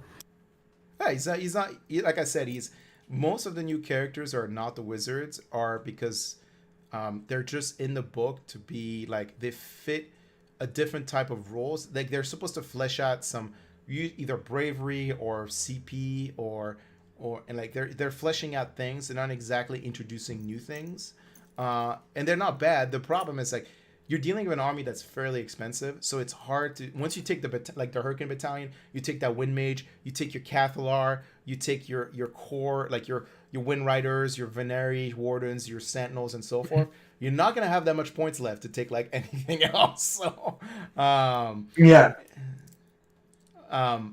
the Star Shard, I believe, Ballista is 100 points for what it is, and and to keep going, its rules are also it has a 6-up shrug, as long and +1 to hit and shoot, or +1 attack and shooting, as long as it does not move. So, and it has a range of 30 inches, so it can definitely pump. It has a 3-up to hit, 3-up to wound, -2, and D3 damage each shot. I mean, having 3 shots downfield that, you know, with basically of that kind of profile means that your Sentinels don't necessarily have to target the support heroes, because the Ballistas can probably take him out. Like, the Ballistas are not really designed to kill massive hordes of units like the Sentinels are. They're just designed to either pick away like heavy armored targets, or, you know, in some cases like small squishy heroes. Because 3 shots hitting on 3s at -1 to hit, you know, hitting on 4s now, it's still like 1.5 hits, 1 wound on average, -2 D3 damage. Like, but there are plenty of mechanics that make them +1 to hit anyways, so they're probably gonna be hitting on 3s. And there's only one spell that gets to do that, and you're probably not going to use it. You're probably going to use the extra. Then there's also Volley Fire for rerolling 1s. Yep.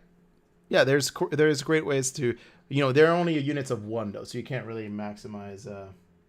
True. Actually, I don't. Actually, it's are there units of 1s? I actually didn't bother checking. I believe so. I'm going to double check that one more time. I had already gone through all the pitch battle profiles here just to double check a few things. Yeah, it's max 1. It's 1 unit of 100 points. 1 unit, 1 model. Not 1 to 3 or anything like that. I like them because they're just a phenomenal, like, kind of like I said. You think they're neat. They're passive control element, and they're decent shooting, and they free up the Sentinels from not having to target. Yeah, you can use the other cores for +1 to hit. I thought that was only for melee though, Greg. We can double check later, but I'm pretty sure it was only for melee attacks. I don't think it was for. It's like heightened reaction or something, or it's called. Yep. Let me check. Well, it's +1 to hit. There's that. And then the Venari, I mean, like, you know, they're helpful. Shoot or fight. So you could definitely spend the other courts that phase for 1 to get +1 to hit. So they'd be hitting on 2s base, right? So yeah, they're good. They're like, even 1 is a pretty solid investment. It's like I consider them like the shark for Deepkin. Like, they're just a cheap investment that has a lot of potential return. Maybe not quite as much as a shark, but, you know, they're pretty good. However, if someone, you are going to see those fuck shit events where someone has like 5 ballistas, and it's like, they're going to get through eventually. Yeah, I'm guessing some people are going to be like, the people who bought like the 40 Sentinels are going to be like, well, I can do 40 Sentinels and 5 ballistas. I'm going to give that a shot. The Veneri Bladelords, phenomenal models, great. I love the fucking look and feel of them. They're like, you know, there'd be really good proxies too, or really good alternative models for Incubis for like Dark Eldar. If you wanted to make like Dark Eldar that went to the like the light, you know, like they're like the light version of Dark Eldar, you could like, there's a lot of options there. But anyway, Blade Lords are effectively bodyguards. They have the ability to soak up wounds for I think it's only Sonari heroes, if I remember correctly. It's only Sonari heroes. But the cool thing is, you have to bring them with Sonari heroes. But for every Sonari hero that you have, you can bring a Veneri Bladelord unit as battle line. Yeah. Already covered that. I love you. I'm just reiterating what you're already mentioning. So there you go. Swordmaster. So before fighting, they get to pick they have 2 melee profiles of their swords. You get to pick one. One of them is basically like, they automatically, if they use the perfect strike, they automatically hit, but it's 1 attack, and it wounds on a 2, and it's rend 2.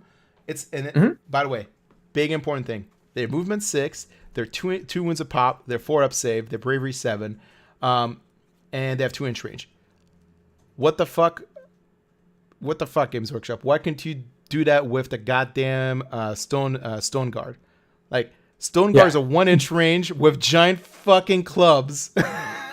These guys are 2-inch range for It's basically their the hats. same. Their hats are just so big, so clunky. They can't Yeah, they just can't reach maybe they 2 just inches, should, man. they should just hit it with their fucking hats. But anyway, Swordmasters they have so they can either basically use this melee profile that's mostly directed at killing like bigger things. Is one attack, automatically hits, 2 stun, -2, 1 damage. No, it's not exciting, but it's not bad. It's cool. And then they have Fleuria Blows, which they get an attack based on every model that's within 3 inches of them. So like if they charge like a big block of skill, yeah, within 2 inches. Yeah, sorry, 2 inches. Did I say 3? I'm sorry. You said 3, which is fine. Within 2 inches, and they're still hitting on 3s, winning on 3s. No rend for that profile, but like they're racking up a shit ton of attacks like against a big block. A 5-man unit can still hit generate a shit ton of swings against like 25 mil bases and even 32 mil bases infantry. They also have the ability to ignore spells cast against them on a 4-up. Their banner. I don't imagine this unit being in more than I don't imagine them being taken in more than 5-man units. Yeah, you're not gonna see them more than 5.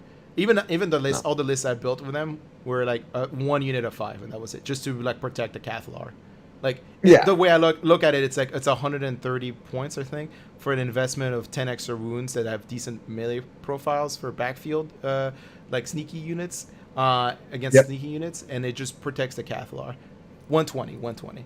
Thank you, Greg. Always keeping me honest. And then you can once the Cathar is in, if you put the Cathar in the Shrine Luminor and they're just hanging around the Shrine Luminor, they're basically body blocking for. Somehow they're just catching arrows, but from the ground by jumping up like 10 feet in the air. Anyway, it's great. It's a great little unit. I was a little bit disappointed. I thought they were going to be a little bit more deadly in combat. It's not like they're not, but they're just also not. There's nothing like that exciting about their performance. The big downside of that unit is even though they're described as having sun metal weapons, apparently their sun metal weapons do not do mortal wounds on 6s to hit, which is a big weird like every sun metal weapon in this book except theirs does mortal wound on 6s. I can't tell if this was like a last minute change where they basically used to, and then they kept this, and then they deleted that rule because they thought it was too good with the Fleuria Blows mechanic, and they just didn't rewrite the Great Blades to have some other name, or they just spaced and didn't include it. Because like one of the things we were considering is like since the new Lord Regent has the ability to activate Sun Metal weapon rule or enhance the Sun Metal weapon rules of a War Scroll, they can't do that for No, I thought he does have a Sun Metal weapon, Greg. He just has the rule. Oh, does he just have the rule and not a Sun Metal weapon? He's got an ability that's written. Yeah, he has the Banner Blade, the Bannerman's Blade, but he doesn't have, with the Sun Metal weapon rule, the Veneri Bladelords have Sun Metal weapons, but don't have the rule. So, anyway, just a little bit of inconsistencies from our favorite rule studio here. Sonari Caligrave, there's nothing changed. Then we got the Sonari Caligrave, which actually I really like the model. He's a little weird, but he's got weird stilts. It's bizarre. Yes, he does. One of the reasons I really like this guy is basically we talked about how Battle Shock is a problem for Lumineth, and in the mid game he has the ability to just basically take a point on the table, and then just make all units within range of that point. I think it's 12 inches. No, within 9 inches at that point, immune to Battle Shock. So, he also gets. You can also give them like an additional 1 to dispel, if I remember correctly. Casting, dispelling, and unbinding for friendly Luminous Realm Lords within 9 inches of that same point.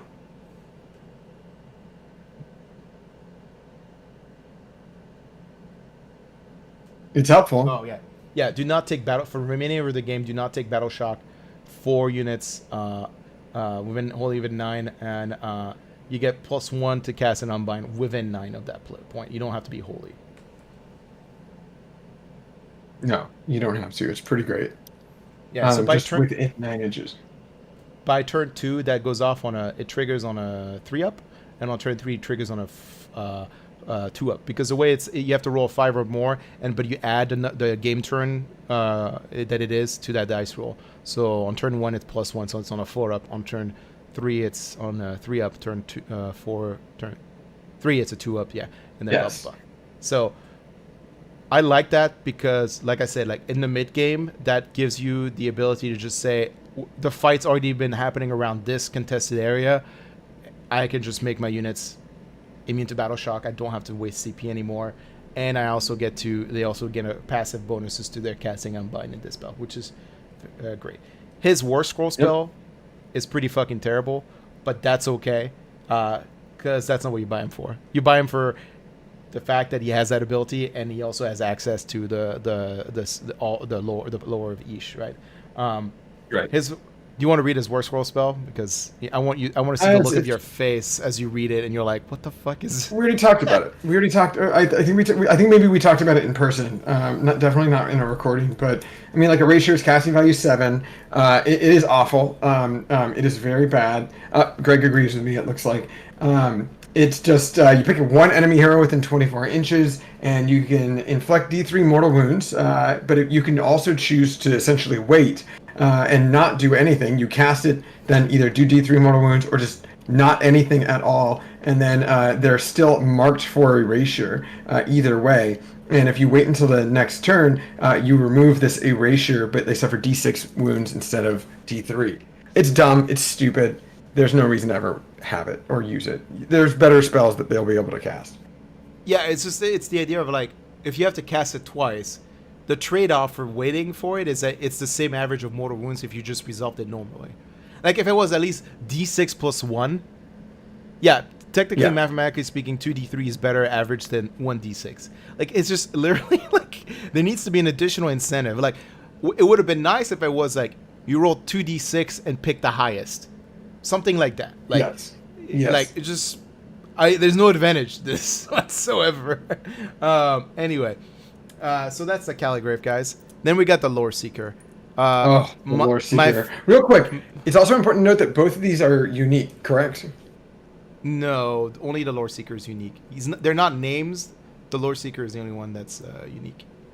I think this might be the first time we have a unique War Scroll that is not a named War Scroll.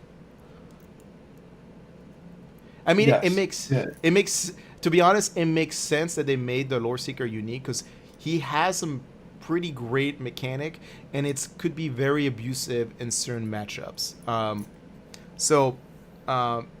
You know what? You can read the Lore Seeker. I feel like I've owned the airwaves too much. Go for it. Yeah, it's okay. It's okay. It's your army too. But the Veneri. Let's pull them back up here. We just lost it because of the OS app. The Lore Seeker. So the Lore Seeker, like you said, it is unique. It is non-named character, but there's a reason why it's fucking unique. First of all, it's a 6-inch move, 6 wounds, 4 up save, bravery 8. So just from that, it's average for kind of regular 32 to 40 mil base infantry hero. He's got the Eclipsean Staff, which is a missile weapon, and it is 12-inch range, 2 attacks, 3 to hit, 3 to wound, 2 rend, D3 damage. Not bad. In addition to that, he also has a Lore Seeker Blade. He's a battle mage, so he doesn't have the generic 1 to 2 attacks, hitting on 4s, wounding on 3s, 1 rend, D3 damage. Instead, he's got 1-inch range, 4 attacks, 2 to hit, 3 to wound, 1 rend, D3 damage. So he's a battle mage. He's a mage who's fucking yoked up and ready to fucking rock. So he's better than average, is what I'm trying to say. He's got the Lore Seeker ability. So that means that if an enemy model bears an artifact of power and is slain within 3 inches of him, any friendly models with this ability can automatically receive, or if you have any models with this ability, you receive 1 command point. So if he's within 3 inches of a hero that died with an artifact, boom, extra CP, not a big deal. In addition to that, he's got the Lone Agent special rule, which is a fantastic rule. It's a multi-part rule, but it's just wonderful. The first part of it is that it's essentially 3 paragraphs, or two essentially, 1 sentence and 1 big paragraph. You can add 1 to save rolls for attacks that target this model if he's at least 9 inches away from friendly models. So he's a lone wolf. He's got that lone wolf type rule. If he's away from his friends and family, he's a 3-up save instead of a 4-up. He's probably going to be in cover, so it'll probably be a 2-up instead of a 3-up, but whatever. In addition to that, Instead of setting the model up on the battlefield, you can place it to one side and say that it's going to be set up as a lone agent reserve unit. If you do this at the start of the first battle round, so essentially after sides have been chosen, after armies have been deployed, in the first battle round, before anyone's actually taken their turn, those pre-game move, in that pre-game move scenario is when you actually put them on the board. If you put them in this lone agent reserve. So in the start of the first battle round, before determining who has the first turn though, you must set this model up on the battlefield anywhere that is more than 3 inches from enemy units and not in your own territory, which is another important point to note, because most territories in the say the 18 match play missions are going to be exactly half the board, but there are some like shifting objectives and other ones where there's a very small territory and then there's a lot of open space. So essentially in enemy territory or no man's land, if there are any, then you get to put them up anywhere there, and you can set this model up within 6 inches of an objective. Or essentially, you can set them up anywhere more than 3 inches from enemy units, not in your own territory. If you set up this model within 6 inches of an objective that has no enemy units within 6 inches of it, you gain control of that objective, and your opponent cannot gain control of it while they are within while the lore seeker is within 6 inches of it. So we had talked about this before. This forces your opponent, like Jeremy has mentioned previously, to set up if there's objectives on in your territory, you have to make sure that you are on all of those objectives, or else that lore seeker is going to pop on it, and you're essentially going to have to take a few units to actually take him off that objective, because he isn't exactly some easy thing to kill with like a small objective scoring unit. You actually have to get something dedicated to go in and just take it out. So in addition to that, he's a wizard. He doesn't have a unique spell. He's just got his own spells. He doesn't have sun metal weapons, but he's a wonderful, fantastic unit, and I think we're going to see a lot of lore seekers. What do you think? Yeah, and the fact that you're limited to one per army is huge. That's the first time, like I said, this is the first time I think we've seen a unique war scroll that's not a name war scroll. But can you imagine if you weren't? Like, yeah, you would see two, a ton of lore seekers. You would put 2 per objective. So you're like, I'll take 4 of these. I'll put 2 in each objective, and like as far away as possible from each other, and be like, all right, you gotta kill both. You would see like 2 to 3 like lore seekers in a list, and you'd see some asshole who brings like 4 of them. All right, so a couple other idiosyncrasies that outside of the war scroll that's important that with the Sonari lore seeker.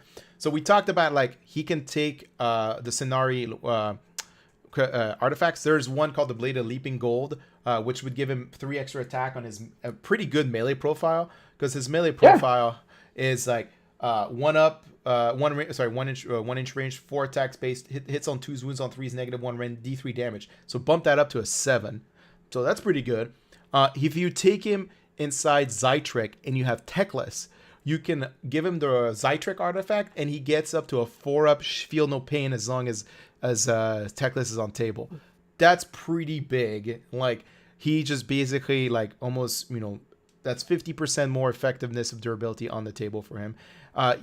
Alex already listed out the fact that he comes with a 4-up save, +1 if he's 9 inches away from any friendly models, and if he's in cover, he gets another +1. So he's at a 2-up save in cover, and you can cast the Sanctum of Amentok endless spell with him, which would basically is the one that's like that weird like circle thing, and that would give him another +1 save and -1 to be hit.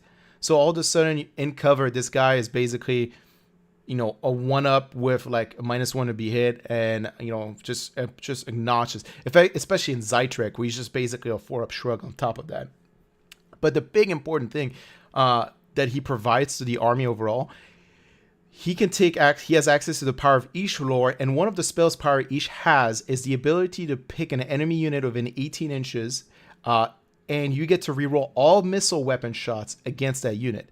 Now, one of the problems of that spell before is that if you wanted to get it off like early in the game, you basically had to cast it through a spell mirror or like through a Balewind, and even then, it wasn't really consistently able to like necessarily hit any unit you wanted to hit with it.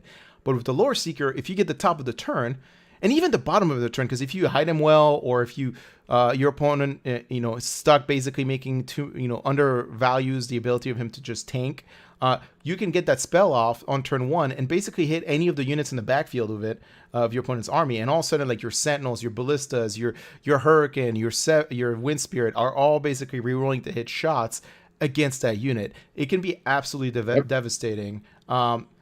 The one last other trick there's a couple more other tricks you do. I personally think him with the Silver Wand is huge, because it gives him the ability to cast 2 spells around, which means he can cast a Sanctum and then that spell. And if you want to, and so that way he is basically 2-up save base even out of cover, and then you still have the Aether Quartz you can use to give yourself another +1 save. So in case you really like fighting, like if it's not a mortal wound heavy army, generating army, like, he's just so hard to remove off the table. I think in Zytrick, it's probably the ideal way of making him as obnoxiously durable. You can even make him your commander and your general in Zytrick, and he gets the ability on his second Unbind, because he gains the ability to unbind an additional time, I believe, and he on his second Unbind in Zytrick, he gets to reroll the Unbind. So he also is not point blank range on the Unbind. Like, there's just he's such a disruptive element to the army. Ignoring just straight his war scroll ability, like, on the table, like, there's so many armies that are gonna have a hard time dealing. Like, I'm thinking like KO. Like, think about KO for a second. KO likes to use the ability to just kind of like corner in their corner.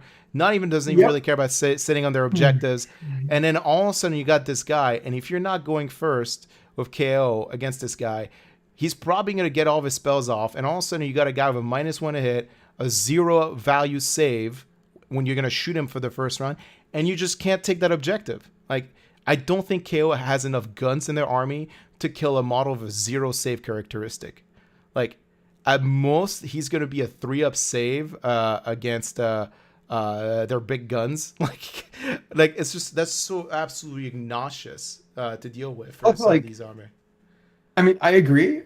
There's armies that require like high teleport, that don't have bodies. So basically KO are going to have a huge issue. But like, there are so many missions where there's more than like the 50-50. And it's going to be very helpful. In Star Strike, is a Lore Seeker fantastic? The answer is no. I mean, he becomes a regular hero, and like maybe Gift from the Heavens, but like in like Knife to the Heart, it's definitely not very helpful, his like lone agent rule. But I cannot stress enough the utility of that rule. I mean, I'm thinking like Total Conquest, Battle for the Past,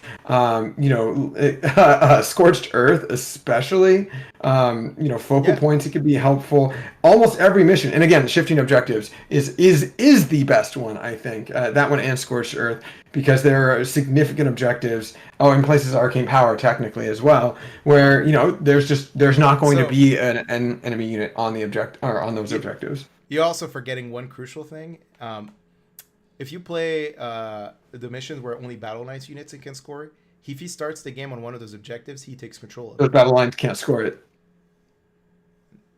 He can, because his rule overwrites that. No, that's what I'm trying to say. Yeah. The Battle Line unit cannot score it. It's similar to like the Mightier FAQ. Yeah.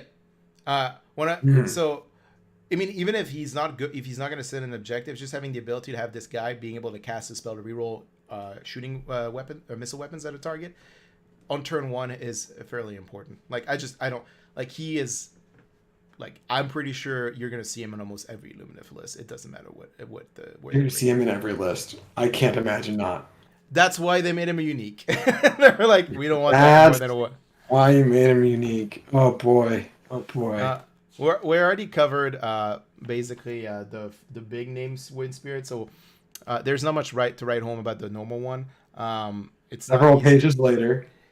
He's 50 points cheaper. He's 2 wounds less, but he loses a lot of his rules. So I'm not sure you'll see the normal one that often. I don't know.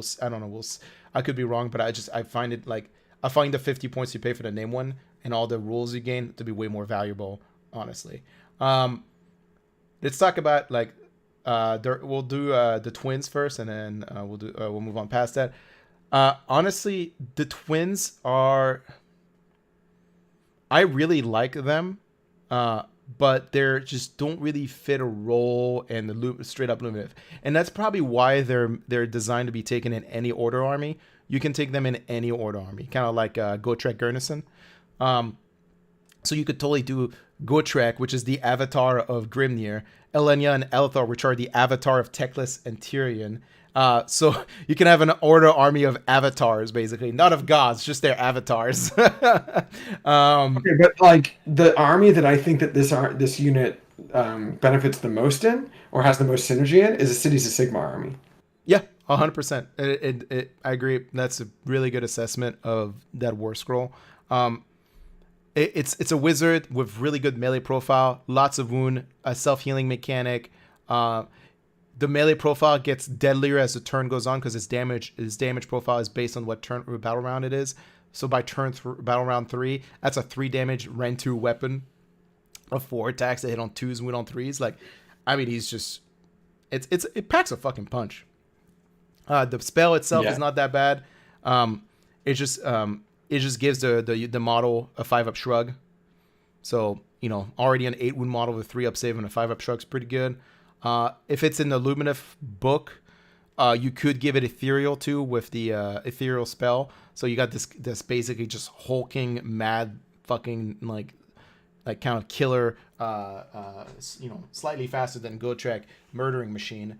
The only one of the downsides actually I have of it is that if at the end of the combat phase, if a roll dice of this model fought in that phase, if the roll was less than the number of wounds allocated to this model, heal up to D6 wounds allocated to this model, and then remove it from the battlefield. Then set up this model anywhere on the battlefield that is more than 12 inches from any model.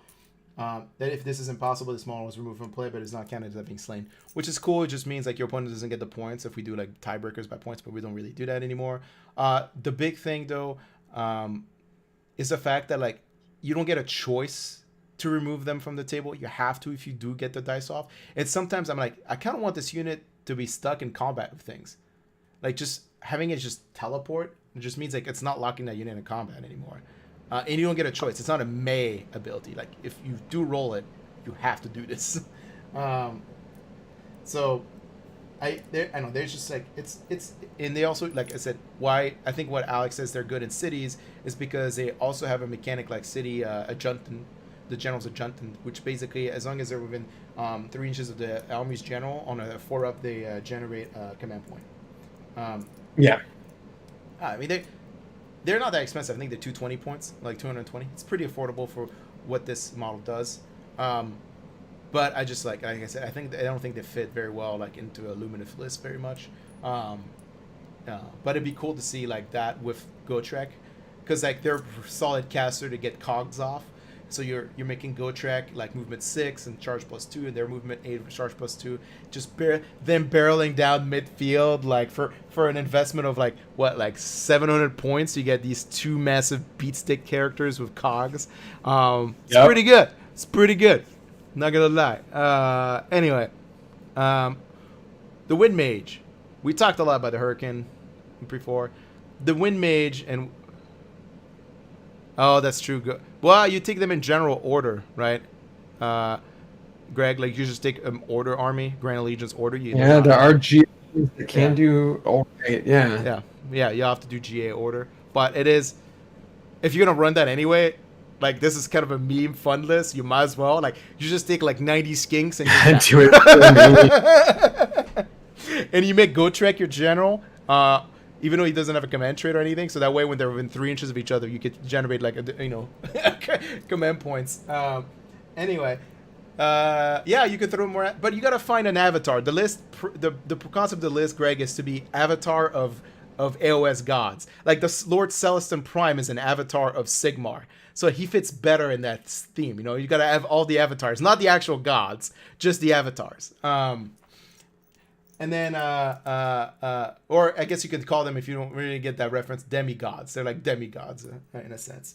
The Hurricane Wind Mage, we already covered his rule about making movement 16 fly for the Wind Chargers. He's pretty fast. He has a 5-up save, 5 wounds, 16-inch movement. He's just he gets +1 to save against shooting profiles. He's pretty squishy. honestly, like there's nothing home right about it except for the fact he has access to the lore of wind. And he also has what's it called? The mix of wind chargers, fly. That's about the only thing and he's part of the battalion. He's not bad by any chance. He also one rule we forgot to talk about, the Kitsune. If they're within I believe 12 inches of a wind mage at the end of the turn, they get to heal D3 wounds. So they do have like a built-in like kind of symbiotic like synergy. So that's it for the wind mage. We don't have to cover more about him. Do you want to cover the wind not chargers? much to talk about there.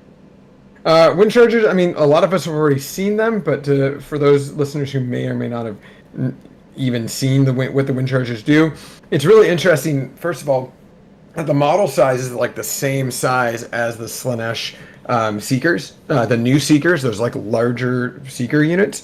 They're the same base, they're very comparable size, but they are half the number of wounds. They are 14-inch move, 2 wounds, 5 up save, so a worse save as well. Bravery 7. However, of course, the utility is phenomenal for these Hurricane wind chargers. They have, and if you follow me on Twitter, you saw a mild amount of salt for me when I was like, why the fuck are their bows better in combat than other general... Alec, Greg's already correcting you. The base size is the same as Dawn Riders, so they're slightly smaller than... Oh, they are the same size as Dawn Riders? Okay, I don't give a shit. They... I mean, I just don't care enough. They look similar.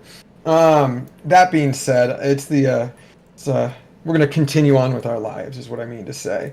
One model unit can be a seneschal. You can add one of the attacks for the model's wind charger bow, which is great because that's 1 extra attack for the wind charger bow in combat, 1 extra attack for range. The range of the wind charger bow is generally for non-seneschals.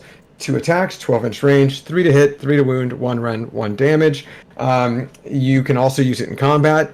It's 3-inch range in combat, so they're just shooting point blank there. 1 attack, 3 to hit, 3 to wound, 2 rend, 1 damage. And then in combat, you got the hooves, teeth, the claws, it's technically called.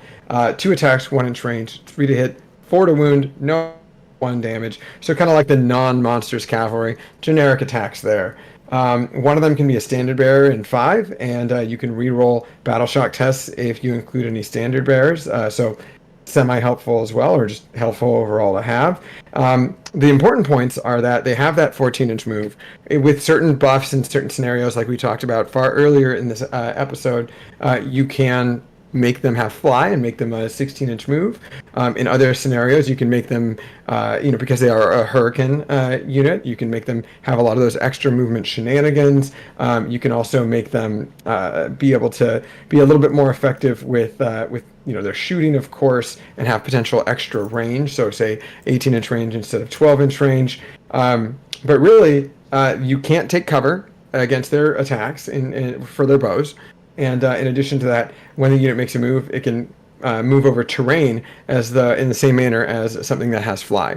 So with that fly keyword buff that you can give them with the 16-inch move, the only thing that really matters there is that you'll be able to shoot those things that are, say, in a forest or something of that nature. There's other benefits as well, but those extra 2 inches and the fly, it matters a lot. You can charge over other units rather than just terrain, as though you have fly. But this alone is already very helpful. That means that the buff it's not a requirement that you get that extra 2-inch move with fly keyword buff. Go anywhere the wind blows is already very helpful for you. Yeah. They're going to be obnoxious. They're going to be obnoxious, but they're going to be fine. Aren't they like They're 130 points. Say the point cost before we get there, because they're 130, 130. 130. Yeah, they're 130. For 10 wounds. Yeah, it's pretty good. They're pretty squishy, right? Against other shooting armies, they're going to have some problems, but other than that, they're pretty solid choice, especially when they're battle line. Well, that's the problem. I mean, 5 up save, 2 wounds. Yeah, they're really easy to kill if you need to focus on them. If you can catch them, they're pretty easy to kill. So we got the only thing they added in there was just the Warhammer Underworlds warband. Honestly, I'm not even gonna bother reading them because fuck them.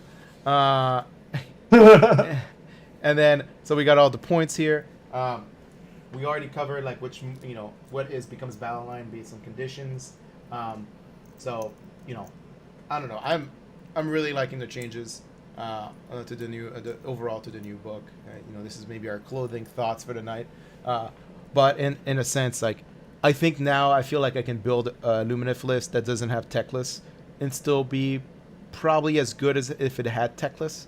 But before then it was kind of like it felt like you had to take tech lists. Like there was no other real option if you wanted a competitive list. But I can't wait. I got my models coming in the mail. I already handed off my first half or my first third order of the painting, the commission. The problem is you guys are not going to see them on the table for a very long time because Carl is painting them to a fairly high standard, and he said this project is going to take months. So I hope he wasn't referring. They're going to look fantastic, though. I hope he wasn't referring to the first commission, because if not, you're not going to see them until 2023 at this rate. So, or just ever at all, right? I can't wait to actually I'm thinking about just basically buying more models, so I can play with them while he's painting him, and then just sell the rest, the extra ones, once he's done. Because sell all of your stone stuff, because there's absolutely no reason to I don't have any. I don't have stone stuff. I only have the. You have a battle cattle. I have the stone mage and the battle cattle, but the battle cattle will be a great centerpiece. That's about it. It's never going to be on the table. Fair. It's just not that exciting. Well, anyway. Why have one centerpiece when you have the terrain piece? Yes, and the kitsune too. I'm looking forward to him. Yeah, guys. We'll take any questions on chat, but I mean, Greg's in here, so he pretty much is like, I've already read this book inside out and deciphered every living mechanic out of this book. I'm hoping maybe that I brought one up that Greg hasn't thought about before, but I'm sure that's not true. You did assume you did assume the mounted lord's gender. Did I? Yeah, totally. What? The warden of Umetrica? I thought it was a woman. Yeah. No. Is it not a woman? It's his, he, his, him, all whatever. over the page. I was reading that and I was like, I was kind of laughing every single time. It's an elf. They're gender fluid. And they're all a little fluid. It doesn't matter. Yeah. But I mean, I like the versatility in this new book. A lot of the time when I played you a ton with this book, not only did we have that conversation almost every game where you said, this is not a real battle tome. This is like a half a battle tome. I don't like playing with half a battle tome. Blah blah blah blah blah. I shared that sentiment with you, whether or not you kicked the shit out of me or I got a win on you. But it definitely felt very less fleshed out than it does now. It's interesting that they are giving the same kind of hints like they do with Stormcast, where if they want to make a big massive release where they add 3+ extra units, then they'll just open up a chamber for Stormcast. Well, now we still have those extra kind of tribes, those kind of Avatar-esque things to look into. So it'll be really interesting to see what happens when they add those and tech lists. And so there's still quite a few more units to the collection that need to be fleshed out, but I'm really interested to see how the Hurricane units interact with the rest of the game, because I feel slow armies, just in general, slow armies are going to have an incredibly tough time, and it's going to be a very bad kind of quality of life experience for those slow armies. And I'm not talking necessarily Bone Reapers or whatever. I'm talking Cities of Sigmar. I'm talking maybe a non-squig Gloomspite lists, things that maybe have one or less units that can teleport, without certain scenarios happening. Leeches in the Gash, of course, those are going to be replaced soon, but they're going to have a really annoying time as well.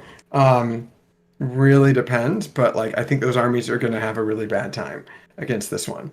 At least Fire Slayers, who are slow with air quotes, can at least have blocks on the table where it's okay, you can't really take the hit of Hearthguard Berserkers, so you have to be X distance away. You know what I mean? Yep, I'm following you. Yeah. Yeah. I think those are fair assessment. Yeah, I'm excited to see how I can build a list with this army now. How I'm gonna fit it all. Like it's pretty hard to fit this army.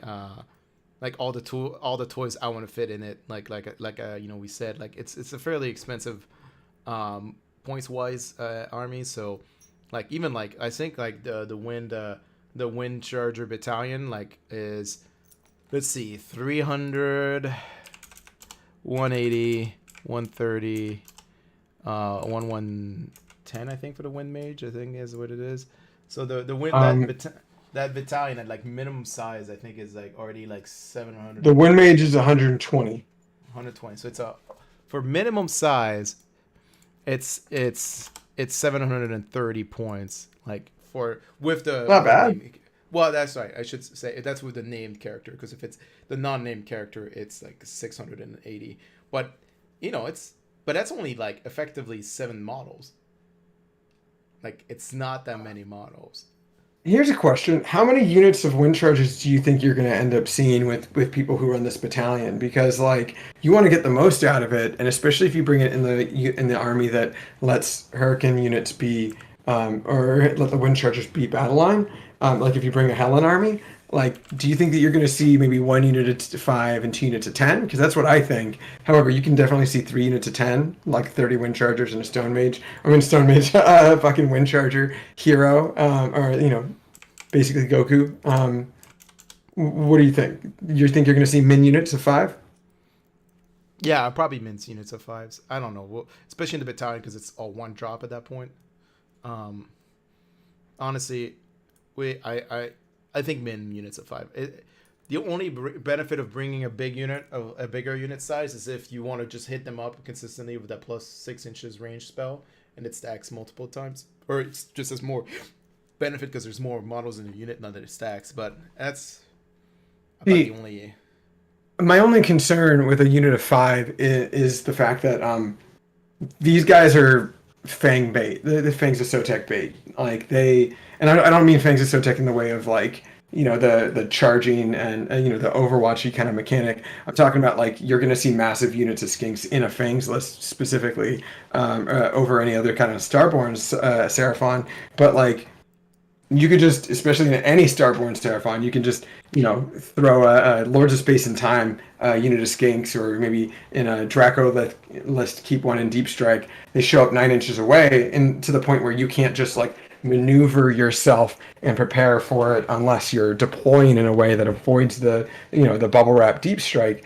But a unit of say 20 skinks is going to do damage, especially a buffed up unit of 20 skinks with maybe the +1 to hit, let alone say 40 skinks. Sure, they hit on 5s, wound on 5s, or hit on 4, wound on 5s, but you're gonna just do damage to these guys. Also, like Mortek, like unfortunately, Mortek crawlers are becoming more and more relevant in my mind. I hate to say that. Part of me dies inside every time I admit that. But like a Mortek crawler unit is gonna fucking like you have the chance to wipe the whole unit. Yeah. Yeah. Like I mean, they're like I said, they're still fairly squishy. They're still a fairly squishy unit. Like they're good because they at least have the ability to like take points effectively from the enemy army. But like I'm not even sure. Like I know how much value there is in the movement phase during the the combat phase, but I'm not sure I even really care for it that much, because even while the battalion is very good, it's like 180 points. Every time I build a Lumineth list, I always feel like I always feel like a few points short of like solving, making a good list effectively. I agree. So another problem I have with them is there's not a lot of like there's a high amount of movement, but like all the units are essentially on the table. You know what I mean? For the most part. Yep.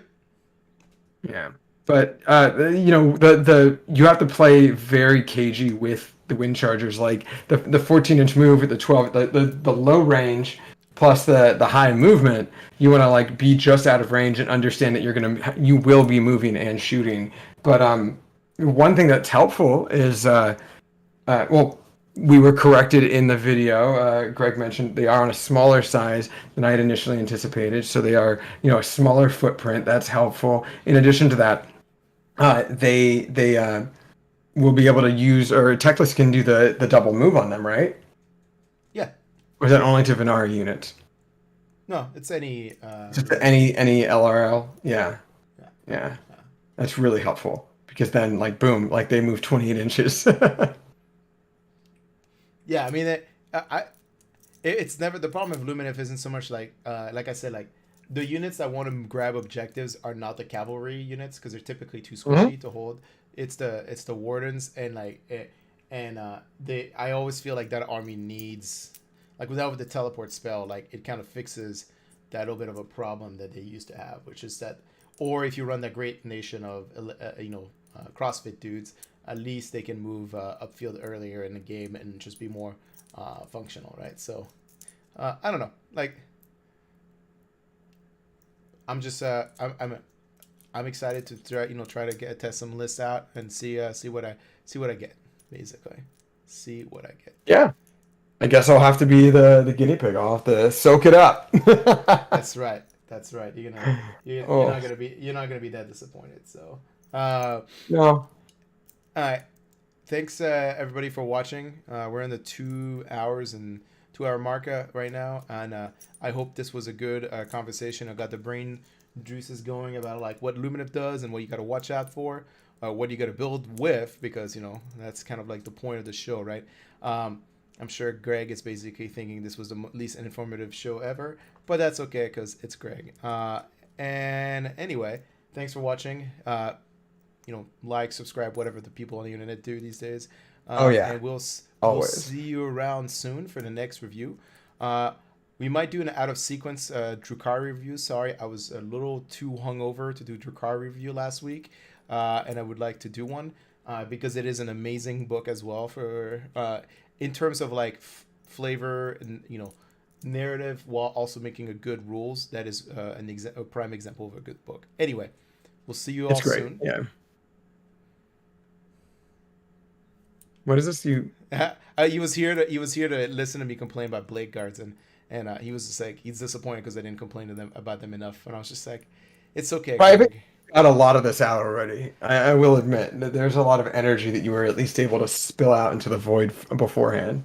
That's right. I was just, I'm just like, the problem is like even like trying to build a list with this. I'm like, I want all of these, but they don't fit. God damn it. So, we'll. Oh no! You have too many good things. You can't fit it in. Oh man! Right. I'm so sorry. It's gonna be a problem. I mean, it's the opposite of playing, like Fire Slayers for like 2 years. Basically, it's just like where like there's so limited. There's so few options. You're like, well, I already brought all of them on the table. That's all I got. Yeah. So. Basically. Oh boy. Like my army is spamming 1 unit War Scroll for Battle Line, Orc or Rune Master, and 4 different heroes, and that's about like something like 70% of all the War Scroll options. So fun. All right, guys, we'll see you around. Right. Do you have any last messages or anything you want to plug? No. I think that this army is going to be really great. It's going to be board control heavy. It's going to be easy to kill certain units, but you're going to have to be very precise, and you're going to have to wait for your opponent to open up any sort of gaps in order to kill some of those very fragile units, which your opponent might not ever give you the chance. It's a very good army. It's well-rounded. It's for the shooting meta rather than a brawler, so we're going to have to see how 3.0 turns out. That's my final thought. Yeah, I want to plug, I'll be at Atlantic City Open, so if you want to come meet us both and maybe club our asses because we're so out of practice, feel free to see it, come hi and say hello, buy some drink. It's Atlantic City after all. I will also be at Boise Cup for 40K because they don't have an Age of Sigmar event. So we'll see you guys. That will be 2 weeks after ACO. So we'll see you guys then. All right. Goodbye. All right. Good night. Have a good night. Enjoy your